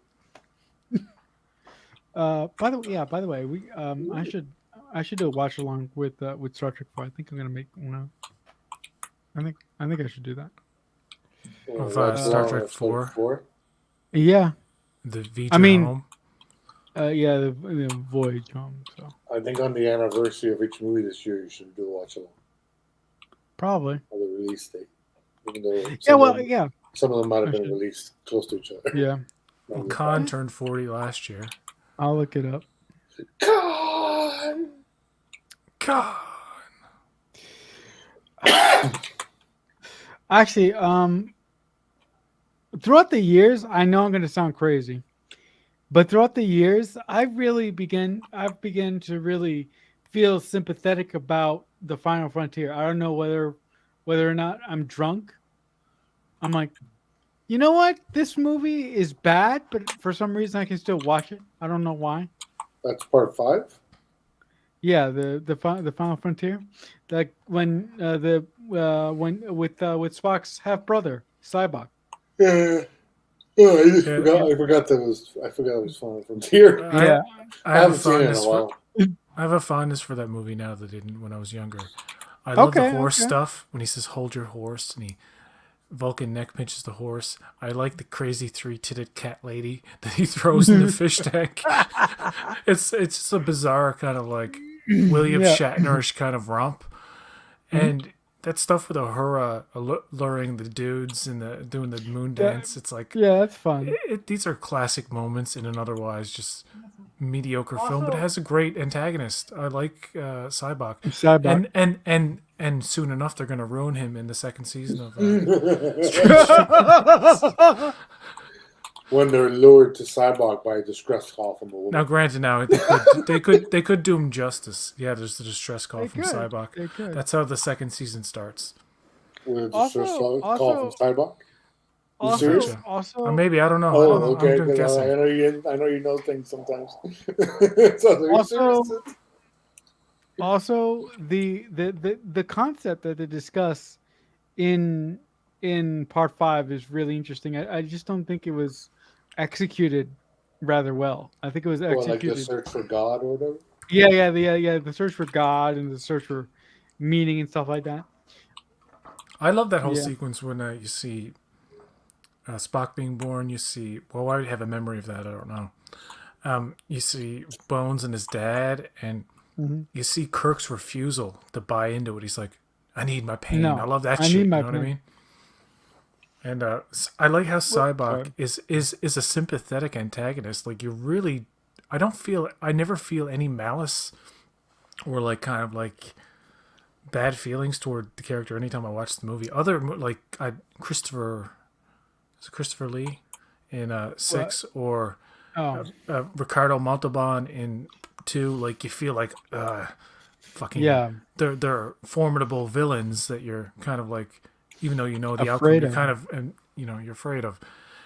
But in 5, you just feel bad for him toward the end. Yeah, I think as I've gotten older, I tend to look at Cybok as a misguided individual. I'm with you, PG. I don't really look at him as a villain. I look at him as like a misguided individual that's sort of taking our main characters and stealing the Enterprise and taking them on this journey because because. I love the part where Sabak freaks out. He's genuinely like about to cry. He's like, I didn't want bloodshed. Like he genuinely want doesn't want this. anybody to get hurt. And it's like, dude, well, what do you're Too late for fucking- that. You fucking around. You got to pay the price sometimes. Mm-hmm. Right, he's just a man on a mission. His mission happens to yeah. be. I love. It's so cheesy, but I like when Scotty blows out the wall and he goes, "Don't you know a jailbreak when you see one?" Don't you The do a st- jailbreak with it? The weirdest part of that is like his weird kind of relationship with her. Like, are they together or not? Like, why are they so cozy?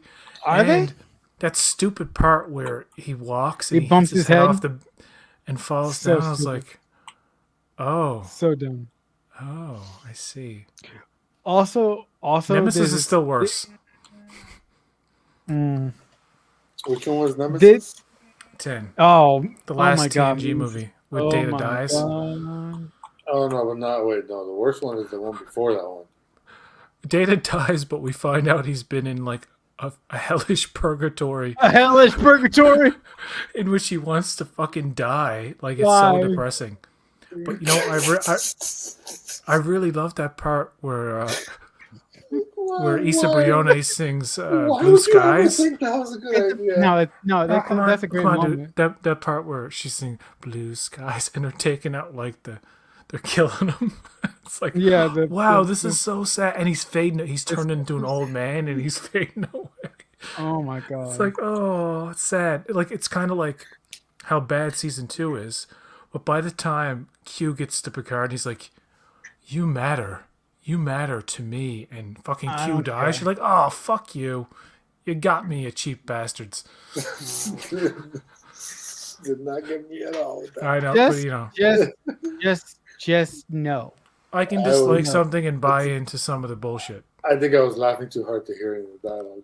Picard's mother, that whole thing about her dying, No, I it's mean- just, it's such a misguided attempt at pulling emotions out of an audience, and it doesn't No. work for me. But the Q stuff kind of worked toward the end, although Q in it was just so, didn't make any sense. No, but the whole thing about I mean, look, I dislike season 2 so much that I kind of blacked it out of my mind. Because it's just, oh God. Like a traumatic memory. Yeah. Yeah.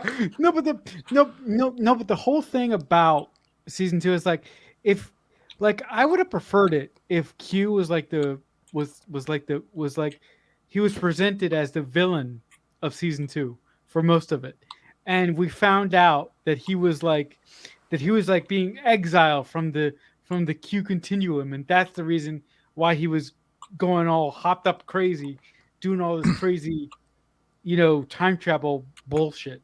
That would have been more entertaining than trying to, finagle Brett Spiner into playing another evil version of God knows who the fuck cares.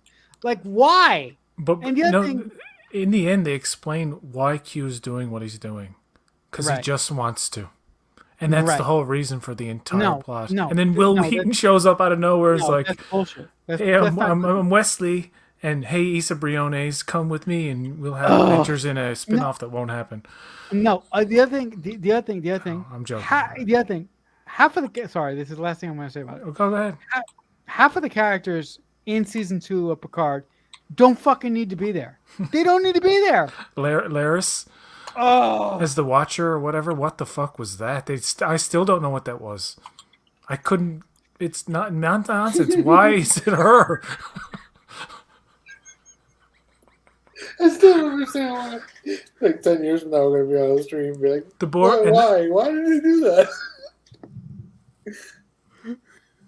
No, that's why I remember clearly when we all watched episode 1 of season 2 at around the same time, and fucking and you told me. once Q showed up at the end with the snap, I told everybody this is gonna end with Q snapping everything back into place. You And said that's it. gonna make for a shitty waste of time season because it's like a bad episode. Well, there's paradoxes and everything that happened at the end. Keep this in mind now. This is the perfect example of how you shouldn't do time travel in anything. It obeys and disobeys all the rules simultaneously. It has like, you remember that part where Picard's like, oh, the bullet holes are here because that makes sense because the bullet hole. I remember bullet holes being here. I was like, really? Here's another thing. Rios, they telegraph from episode 3 that he wants to fuck. He likes to. He's getting fucked up by ice. He's having the worst time of his life, but he meets that girl, and the point is he meets the girl, and she's the thing he clings to. Is like, this is what I want, and he ends up staying. But here's the thing: he ends up staying behind. This is, I don't like Whoopi Goldberg. I like the guidance there, but at the end she's like, yeah, I'll tell you about Rios. He did this and that, and he died in a knife fight. And I'm like, oh, fuck off. What? Like, you knew Rios? Like, I am like, it's all... Okay. Here's the thing. Timelines changed 50 times by the end of season 2. Yeah, anyway. Okay, but here's the thing. If you wanted, look, if you wanted to introduce a love interest for Rios, I'm fine with that. But I like her, though. I like that character. Yeah, she's fine. But please, for the love of God, the doctor that leaves her clinic to die to save some total stranger. Yeah, and runs off with his kid. Maybe she's really lonely. You ever think of that? Yeah, but here's the thing. There's like bodies piled up at her clinic door. Like, help us! I would came to pick up my prescription. Well, Ice is not going to give her a break, so what's the point? Yeah. What were you going to say, Marcelo? But here's the thing. I really didn't buy Rios's relationship with the doctor woman because their characters, in my estimation, weren't built up enough. We were supposed to believe that just because of one situation, these people were gonna fall in love. I didn't buy it. I'm like, what? In like 45 minutes, they're already in love with each other. Thank you. That's not the way that you write. He literally kidnaps her and her son. That's to not some the way. Sort of fucking alien spaceship. Oh my god. No, I'm like okay. I'm like, okay, if you want to do that, fine, but you got to build up to it. You have to make the audience believe that the reason why these people love each other is because of the shit that they go through. And it's like, Oh, sometimes two people just being really hot is enough to like This is all- look at all it the. takes. Just imagine how what our kids would look like. We're Jesus. supposed to be. Yeah. We should be in love with each other, right? We're both Yeah, it's like yeah, it's. yeah. But oh, another yeah. thing too, she doesn't react like a real person would to No, the she doesn't. sci-fi To anything. revelations. It's To it's anything. like she's very aware that she's in a sci-fi series, and it's like goes along with it way too easily. But I don't know. But with all this being said, I still have hope for season 3.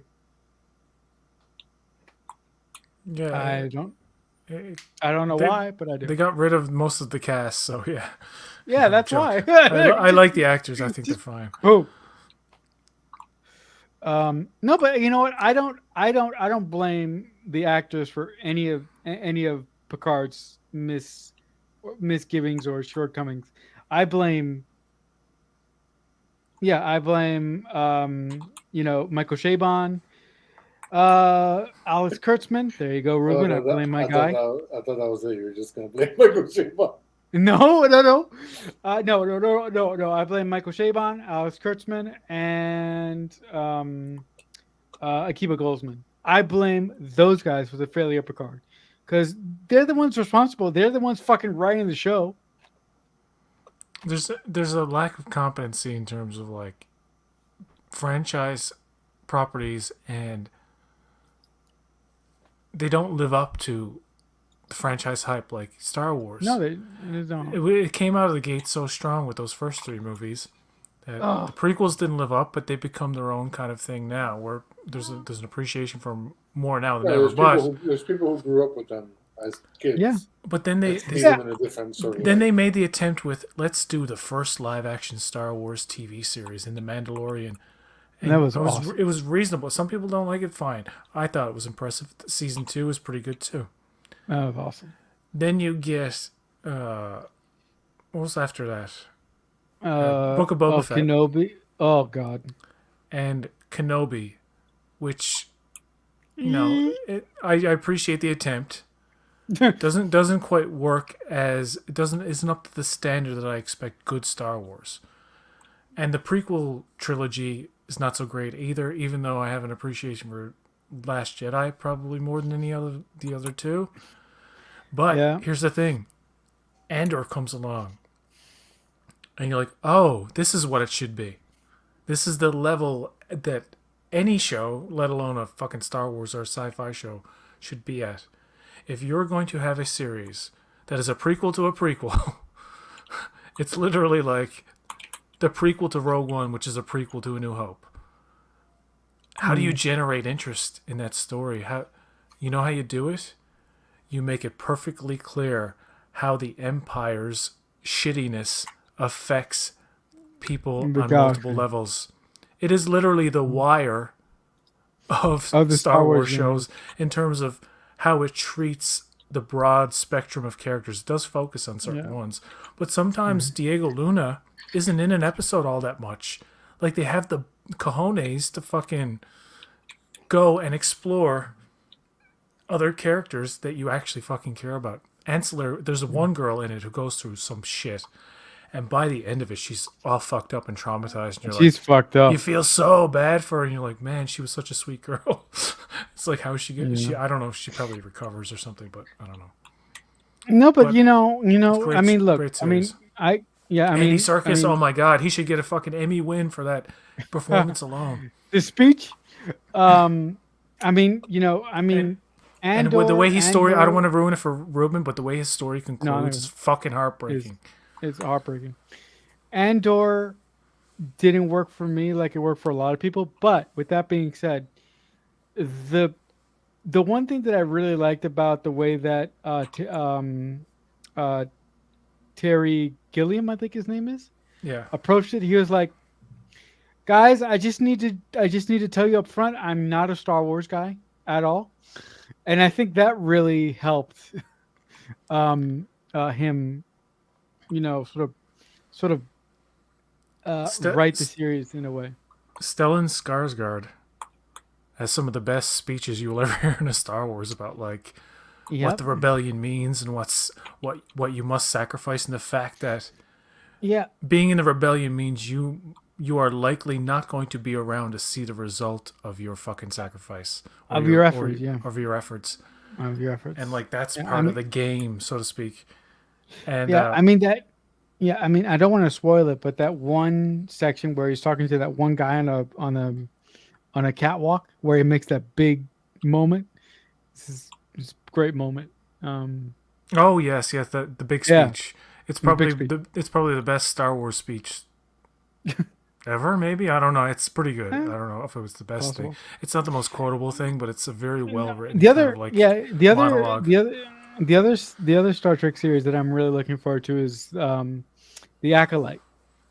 I think that's going to be really interesting. And that is about Jedi. Yeah, that No, it's about the Sith. It's about the Sith. yeah, it's about the Sith, but I think that one's going to be in the Old Republic. I think. What is this? A live action series? Yeah. Yep. Ahsoka is also coming, and they're And talking Mando. about another spin-off of Mando, whatever that might be. Maybe a Katie Sackhoff show, or Oh, that'd be cool. I think she was supposed to be in one of the other shows. Yeah, yeah. There were before Gina Carano lost her mind. She They were didn't gonna lose give. her mind. Oh, okay, okay. She just But put her she just put her foot in her mouth like so many other people do. Yeah, well, put her foot in her mouth, lose her mind. You know, potato, potato, potato, potato.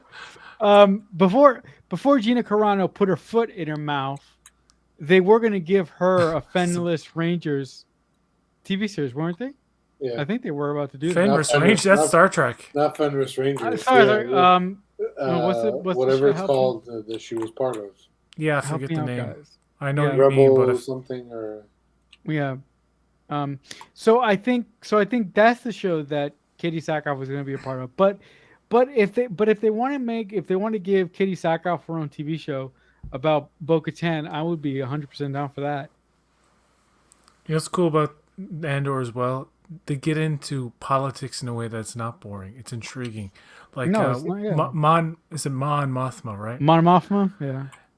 Her whole deal in the show is financing and the fucking string she has to pull and the ass kissing and the kind of schmoozing and knowing who to talk to who won't fuck her over. And no, not that. But she actually uses her husband. She like makes up shit about him. I don't want to say what. No, she's not doing that. Stop it, Ruben. It's obscene. Really? You think? I'm just eating a banana, bro. Shut up.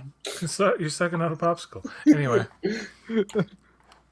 Yeah, it's like, that's good too. And her family dynamic, like her husband and her daughter, and you get to see home life in this universe. It's fucking weird, dude. Her husband is such a fucking dick. Yeah. Well, she is betraying him and taking him for all he's worth. Yeah, that is true. And using his past as a gambling addict against him. That is true. In her plot. Yeah. What's Deidre? Is that her name? The Imperial officer who starts the investigation, who like all the men around her like know your place, and she's like, "Fuck you! I'm gonna fucking keep investigating shit." And she ends up being right about a lot of stuff and finding Andor, tracking, finding out who he is and tracking him type thing. Oh yeah, that's the one that almost gets killed at the end. Oh, sorry. Yeah, she's pretty cool. I guess she's fine. So that's it. Andor is the best show ever. No, I'm joking. No, it's not the best show, but it's a really great show for a lot of people. But for me, I have issues. I'm gonna have to cut it off here at the 3-hour mark, but I want to talk about something that's coming up very soon. Sure. It's an HBO series, and listen, HBO is in a bit of a slump right now for me. It used to be a place where like I'd watch all their stuff all the time and like it, and now it's like just a few things that I'm interested in, like House of Dragon, and I honestly can't think of much else. Oh, a lot of shows I did watch have come and gone, but there's House of another one Dragon coming really out. I'm does bring- hoping to fill that gap. It's called The Last of Us. With Yes. Pedro Pascal and the little girl from Game of Thrones. I don't know her name. Yeah. Oh my god. I'm so excited. It's a big budgeted. It's like $10 million an episode type of deal. So I'm so excited. it's amazing that Rings of Power was a thing. It seems like a weird dream. Like Yeah. that it happened and I watched it. And there was that much money behind it, and that's what happened. That's how it came out. Good and bad, but mostly bad. I didn't like Rings of Power at all. I hated that show. More like Rings of Weakness. Okay. I argued Ruben Ruben. I gotta apologize on a point about how, in the end or the last episode, the elf was so dumb that he didn't know what forging metals was, and I was like, surely he knew that. I'm like, no, he didn't. I'm like, Ruben, come on, his character can't be that dumb. And you're like, no, he was. It turns out he was that like. Grave errors in storytelling and writing. Like seriously, like incompetent shit that I really do appreciate elements of it. I really do. I'm like, if it was fixed, it would have been beautiful and fucking magnificent. But no, the Harfords are confusing as hell. They're both They're both a wonderful community of supportive people. At the same time, fuck you, I'm out for myself. Yeah, any one of you fucking fucks up, will fucking leave you behind. It's like, I know from a story, but we love you. From a narrative perspective, they serve zero purpose. Yeah, but then somehow the show totally forgets about the dwarf in the last episode, the black elf in the last episode, the mom and the kid in the last episode. Like half of the characters are just like, meh. They're somewhere. Yeah, it's terrible. No. By the way, Ruben, you do know that the guys who are the showrunners are, this will make you laugh. The guys that are the showrunners for the Rings of Power, they're J.J. Abrams guys. Yeah, I learned that about halfway through the season, and then I was all like, it makes more sense now. Mystery box nonsense. Let's just set up a bunch of shit. Never really explain it. Like, dude, you have to think about everything that had to go right for Sauron's plan to work. Yeah, that's right. He had to hope, first of all, that Galadriel would actually jump off the boat, and then hope that she starts swimming in the right direction. And then hope that the boat he's on is in the right place. And then hope they find each other. And then hope somebody finds them. And then hope that whoever finds them is going to somewhere he needs them to go. And it's like insane. It's just insane. Ruben, actually, guess what? I didn't make it that far. I only made it to like 4 episodes and I was out. I was like, I'm done. Bye-bye. I finished the whole thing. She'd been looking for Sauron for 1,000 years. It's like, wouldn't you circle your planet twice over? I don't get it. At least twice over. I mean, what? Wouldn't you cover everything? Like, I don't get it. I guess you would, right? It's a weird. I don't know the lore, so I don't know what they're fudging and what they're. Well, that's the interesting part for me was that I started because I never really read Lord of the Rings or anything like that, but I started looking into the lore. And what they could potentially have done. And when I learned things about Sauron, I said, why didn't they just do the whole show based in this elf city? Because in the actual lore, Sauron poses as an elf and learns how to forge from the elves. Yeah. Convinces the elves to forge these rings of power, then leaves to forge his ring in secret. And then the elves forge the 3 rings at the end of the show in secret. Wow, so they completely don't even follow that at all. So you could have had all that playing out with audience knowing who Sauron is from the beginning and watching him manipulate everybody behind the scenes. Yeah, it would have been great. It would have been great while you have a side story of the orcs, his orcs, causing chaos, and the elves having to send troops and they're constantly distracted by the rising orcs Like the whole story's there. It's all there for you. Why don't they just use it? They just, I don't know. In the last episode, that dude's like, "I am Sauron, and you helped me, stupid." And she's like, "I am stupid. I'm very dumb. I'm thousands of years old, and I have no wisdom whatsoever." No fucking people skills, no leadership qualities. Like, no, I mean, literally, she somehow, let's not even talk about the volcano. Characters don't have to be likable, but they have to be interesting, and she's not Well, interesting. and if you're a hero and you survive a volcano, You gotta be smart. I'm not even going to get into that. But then you What? survive this volcano, and there's people She survived the dying all volcano? and there's people dying all around you, and you just walk out of the city without helping a single How person. could you do that? Like, why would I root for you? She survived the blast from How the the fuck? volcano that should have burned her, I guess. It should have Kind of destroyed burned everybody. everything around her, but not her. And it's It like, set all the buildings on fire and one horse. it could be the elfish. It could be the elfish And- DNA or something. And she didn't. No, and she because didn't help most anybody? humans, It's like she's like Daenerys. almost every single townsperson was fine. There was one dude crawling on fire, a horse on fire, and like What? one other person on fire, and all the buildings. Otherwise, Oh because my remember, she finds the kid's fine, and then they just walk out of the town without helping anybody. I'm like, what? Jesus Christ. Like she's a psychopath. She's a fucking Well, psychopath. there's a tempest in her. It's understandable. Ugh. But I couldn't believe like the universal kind of like, I get like hate, no, I wouldn't say hate, but like more negative channels on the internet would be like, you would expect this, like kind of like ragging on the female lead in that kind of like lens of, oh, they're only out there to rag on females and other that kind of attitude, which I don't know enough about any YouTube channel to know how vitriolic they are in any of that regard. But it really is not a. I mean, you could choose. You're not. I don't think anybody complains about her as playing an angle. Is what I'm trying to say. There's so many. YouTubers out there who play an angle of everything's got to be woke. Therefore, Right. that is why it's bad. I'm like, that's not the case because it's just the I can't imagine everybody behind the scenes are some fucking woke psychopath who are just like, oh, I'm gonna put my agenda and everything. Agenda.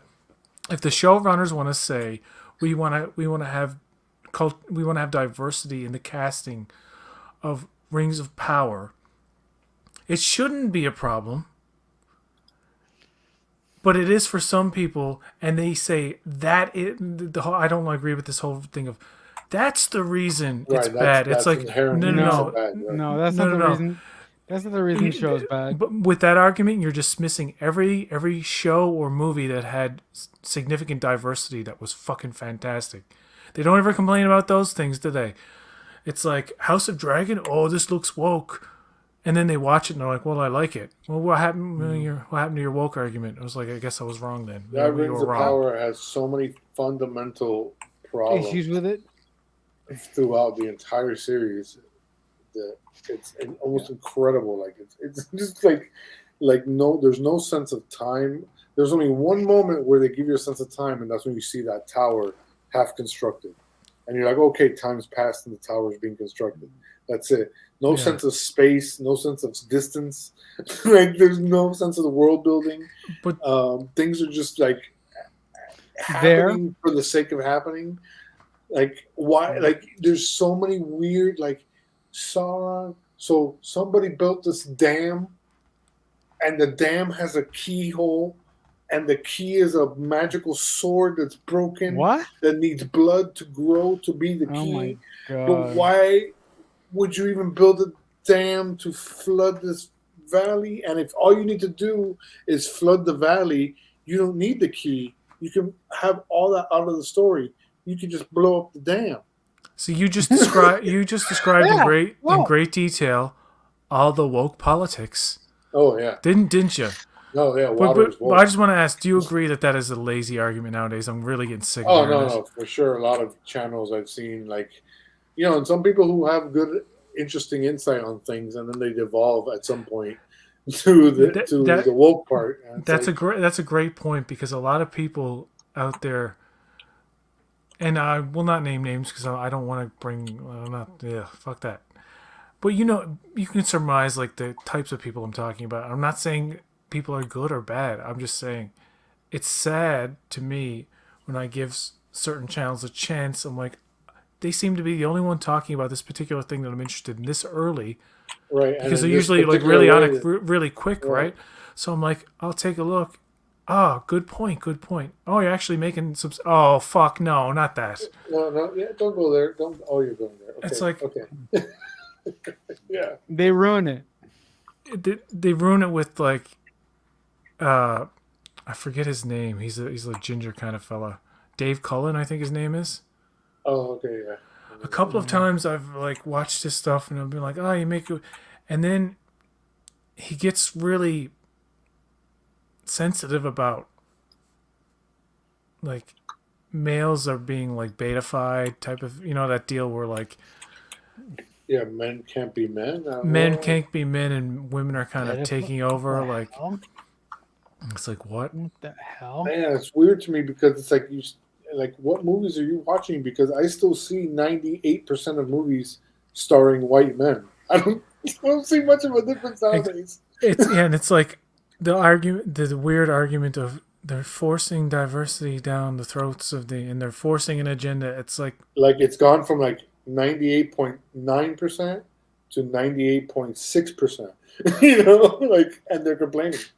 But no, like Rings of Power, I don't know any of the actors from anything else really, but like that show has just so many fundamental problems that you could Rings of destroy Power. it. Yeah, Rings of Power sounded like an absolute disaster. it's like that argument that people make is like, well, there's no original things. Well, there are no original things on the forefront because genre and sequel movies and nowadays you can say low budget horror kind of takes over the box office. And there isn't much room for like the Fablemans to make a lot of money or Right. other genuinely In good. 1972, the highest grossing film was The Godfather. Yeah. Really? That time will never exist again. Yeah. That's Nope. over. Love Story. Love Story was a huge movie You back know? in the day. You will never get a romantic comedy adjusted for inflation that will get that kind of audience. You know what? Real quick, PJ, before we go, another show that really did my head in that I hated the storytelling in was House of the Dragon. I couldn't stand it. I was like, guys, can you just stop with this bullshit? The show would have been 100 times better if they would have started at episode 5 and done flashbacks with the younger kids. And oh, That could have worked. fucking, oh, God. See, House of damn Dragons it. was interesting to me. I didn't finish watching it. I stopped at episode 6, I think. Oh, no, I couldn't take it. But it wasn't because I thought it was bad. It's just I was just personally storytelling. bored with it. I didn't really Yeah. care about any of the characters or anybody or anything. Like Okay. it didn't really matter to me who would die or like I didn't care about anything. Who died or who lived, right? So that's kind of why I stopped watching it. No, but just real quick. I really, really love the show because I got invested in the younger versions of the characters. And then after the first 5 episodes, when they switch everybody, I got really pissed off. And the fact that every time that they would do a time jump, they wouldn't tell you and they wouldn't use title cards to let you know how much time passed. I was like, how the... Oh, all right. No, I'm no. done. See, I like the time jumps because you get to imagine what's happened in between. But see, the thing about this kind of storytelling is that they're really showing just the highlights of. They're trying to make it so that each time we visit them in an episode, it's some significant life-changing event for somebody, Right. one of the characters, like the one where the kid loses the eye, and then there's another one where the big dragon dies, or no, the big dragon kills the smaller dragon, and the kid dies, and you have a conflict there, and Right. the dragon stuff at the end is some of the, the CG is always wonky and everything now, and I can't fault it so much as I used to, because I know it's just it's a tedious industry that's just like, do it for less, more work, redo it. Word. It's like treated like Poor cattle. visual effects people. Yeah. Like Yeah. the visual effects artists that worked on Avatar and are still working on Oh Avatar. my god. And we'll be working on Avatar for the rest of our lives. There are The shots rest in of that. them There are shots in that movie that with water and the that are characters amazing. interacting with the water that just don't look fake at all. Like you can't Yeah, see any look kind great. of physical flaw in it, type of thing. You know, it's like holy Yeah. shit. Crazy. By the way, I have not seen Black Panther: Wakanda Forever. It's coming I out have on not. Disney I have not Plus either. January 20th. I did not either. So I'm interested in watching that at home. I think I'll enjoy it more not going out Yeah. to a theater and seeing it on a dim screen. I'm waiting for Babylon to get pulled out of theaters and put on digital. I really love the cast of Dune too. Okay. Fucking Austin Butler, Christopher Walken, amongst others. That's gonna be a really fun movie. Doing because I psychotically loved the first Dune. I, I want to see Timothée Chalamet do more fighting. That's how you actually pronounce. That's actually how you pronounce his name. Believe it or not, Yeah, Timothée Chalamet. Mm, Uh, yeah. but I love the part in the first movie when he's in the tent with his Oh, mother yeah. and he's tripping out and he's like Mhm. getting really anxious and fucking angry at his mom. Yeah, so And he it's yells like at him. this claustrophobic close up of the characters, like they're really in that tent with the camera, and it's like really up close. Everybody's like sweaty and like it's right in your face. That scene for some reason is like gives me anxiety, or like it's tense. Yeah. Some people thought it was a boring slog, but Oh no, hell no. I love the immersiveness of it. Like Denis Villeneuve, he does suck the color out of things, I find, but he tends to make things generally pretty photorealistic. That's what I like. No, When directors like very anal about that shit. the one thing that I found fascinating about Dune every time I watched it was Denis Villeneuve's coverage of all of the background actors that he wasn't necessarily focusing in on a specific scene. Like he would like a scene would be happening and then you would see Rebecca Ferguson in the background just twitching and just Yeah. doing these little things with her face. I'm like, that is so fucking. Do you remember how hype I was for Doom when I saw it? And I was like, it's going to get nominated for Best Oh, Picture yeah. and Best Screenplay and Best Cinematography. It Yeah. did get nominated for all those things. Yeah, I it don't know did. about Screenplay. It did. I know, but it won for best score. I don't know if it won for best screenplay, but it should have, because the screenplay for that movie, for me, that the screenplay for that movie, not a wasted moment. That thing to me was written very, very well. And the nominations for the Academy Awards for whatever that's worth haven't been nominated yet. I haven't been announced yet, but I Not think yet. The Fablemans is going to win. I would personally like Miro del Toro's Pinocchio to at least be nominated for proper Best Picture aside from animated. It will win animated. I can't imagine it won't, because there's nothing. It's like a In its fucking way. animated masterpiece. It's the best Pinocchio movie since 1940s Pinocchio, and that's not saying much. Remember that Pauly Shore one that came out last year? Oh. Yeah, no, Pinocchio was good. I mean, it's some of the best stop motion animation I've ever seen, but it just didn't really hit me in the way I wanted it to. But I was feeling all the feels, man. It was like the total it opposite was of the Disney. You see the Disney live action one No, I didn't see with that Tom one. Hanks? Oh my god, I didn't see that one. that is a travesty in filmmaking. It is literally Good, one so I of the won't worst. see it. It is one of the Yeah. worst Disney movies ever made. I'm not even. Really? I'm not even being hyperbolic. It starts off Okay. okay, and then toward the end, it just devolves, and then the CG gets so bad with the whale stuff and the water stuff. It gets so bad. It looks like it's literally they just gave up. They just said fuck it. Yeah. They just gave up. Oh, poor Robert Zemeckis, man. Last night I watched Back to the Future, the first one, and that movie is Oh, so good. What happened to Robert Zemeckis, man?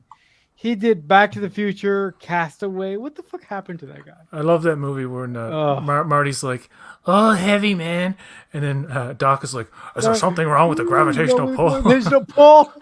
You keep using that word. Is there something wrong Yeah. with the Earth's gravitational pull? So so good. That movie was so much fun. Who Framed Roger Rabbit? That's always a good movie to go back to. Yeah, that's always a It good never one. fails. Like Eddie. it's always fucking great. Eddie. Yeah, I mean, oh, that's You know that part when I killed your brother Eddie, and I sounded just like this, and he's like got the eye that scared Oh the my- shit out of me dude. when I was a kid. And when he's getting Dude. run over by the steamroller, he's like, blah, blah. I'm like, whoa.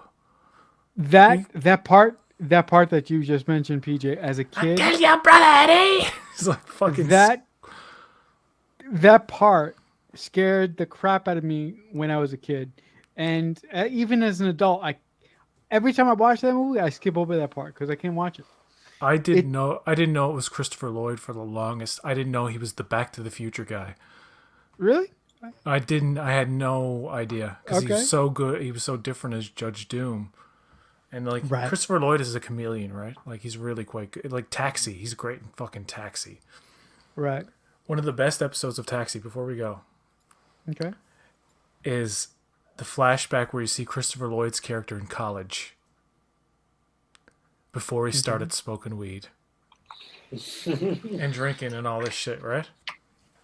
And he's on his way to become like a professor. He's like straight edge sweater, like nerd, and somebody like offers him something, and it like his whole life goes downhill. That's the best episode. Anyway, thank you guys for being here. No, thank you. It's been really fun. It's been real. Hopefully we can keep doing this stuff because it's fun. If stuff happens, if nothing happens, then no. But if some more stuff happens, yeah. All right. Until next time, folks, live long and prosper.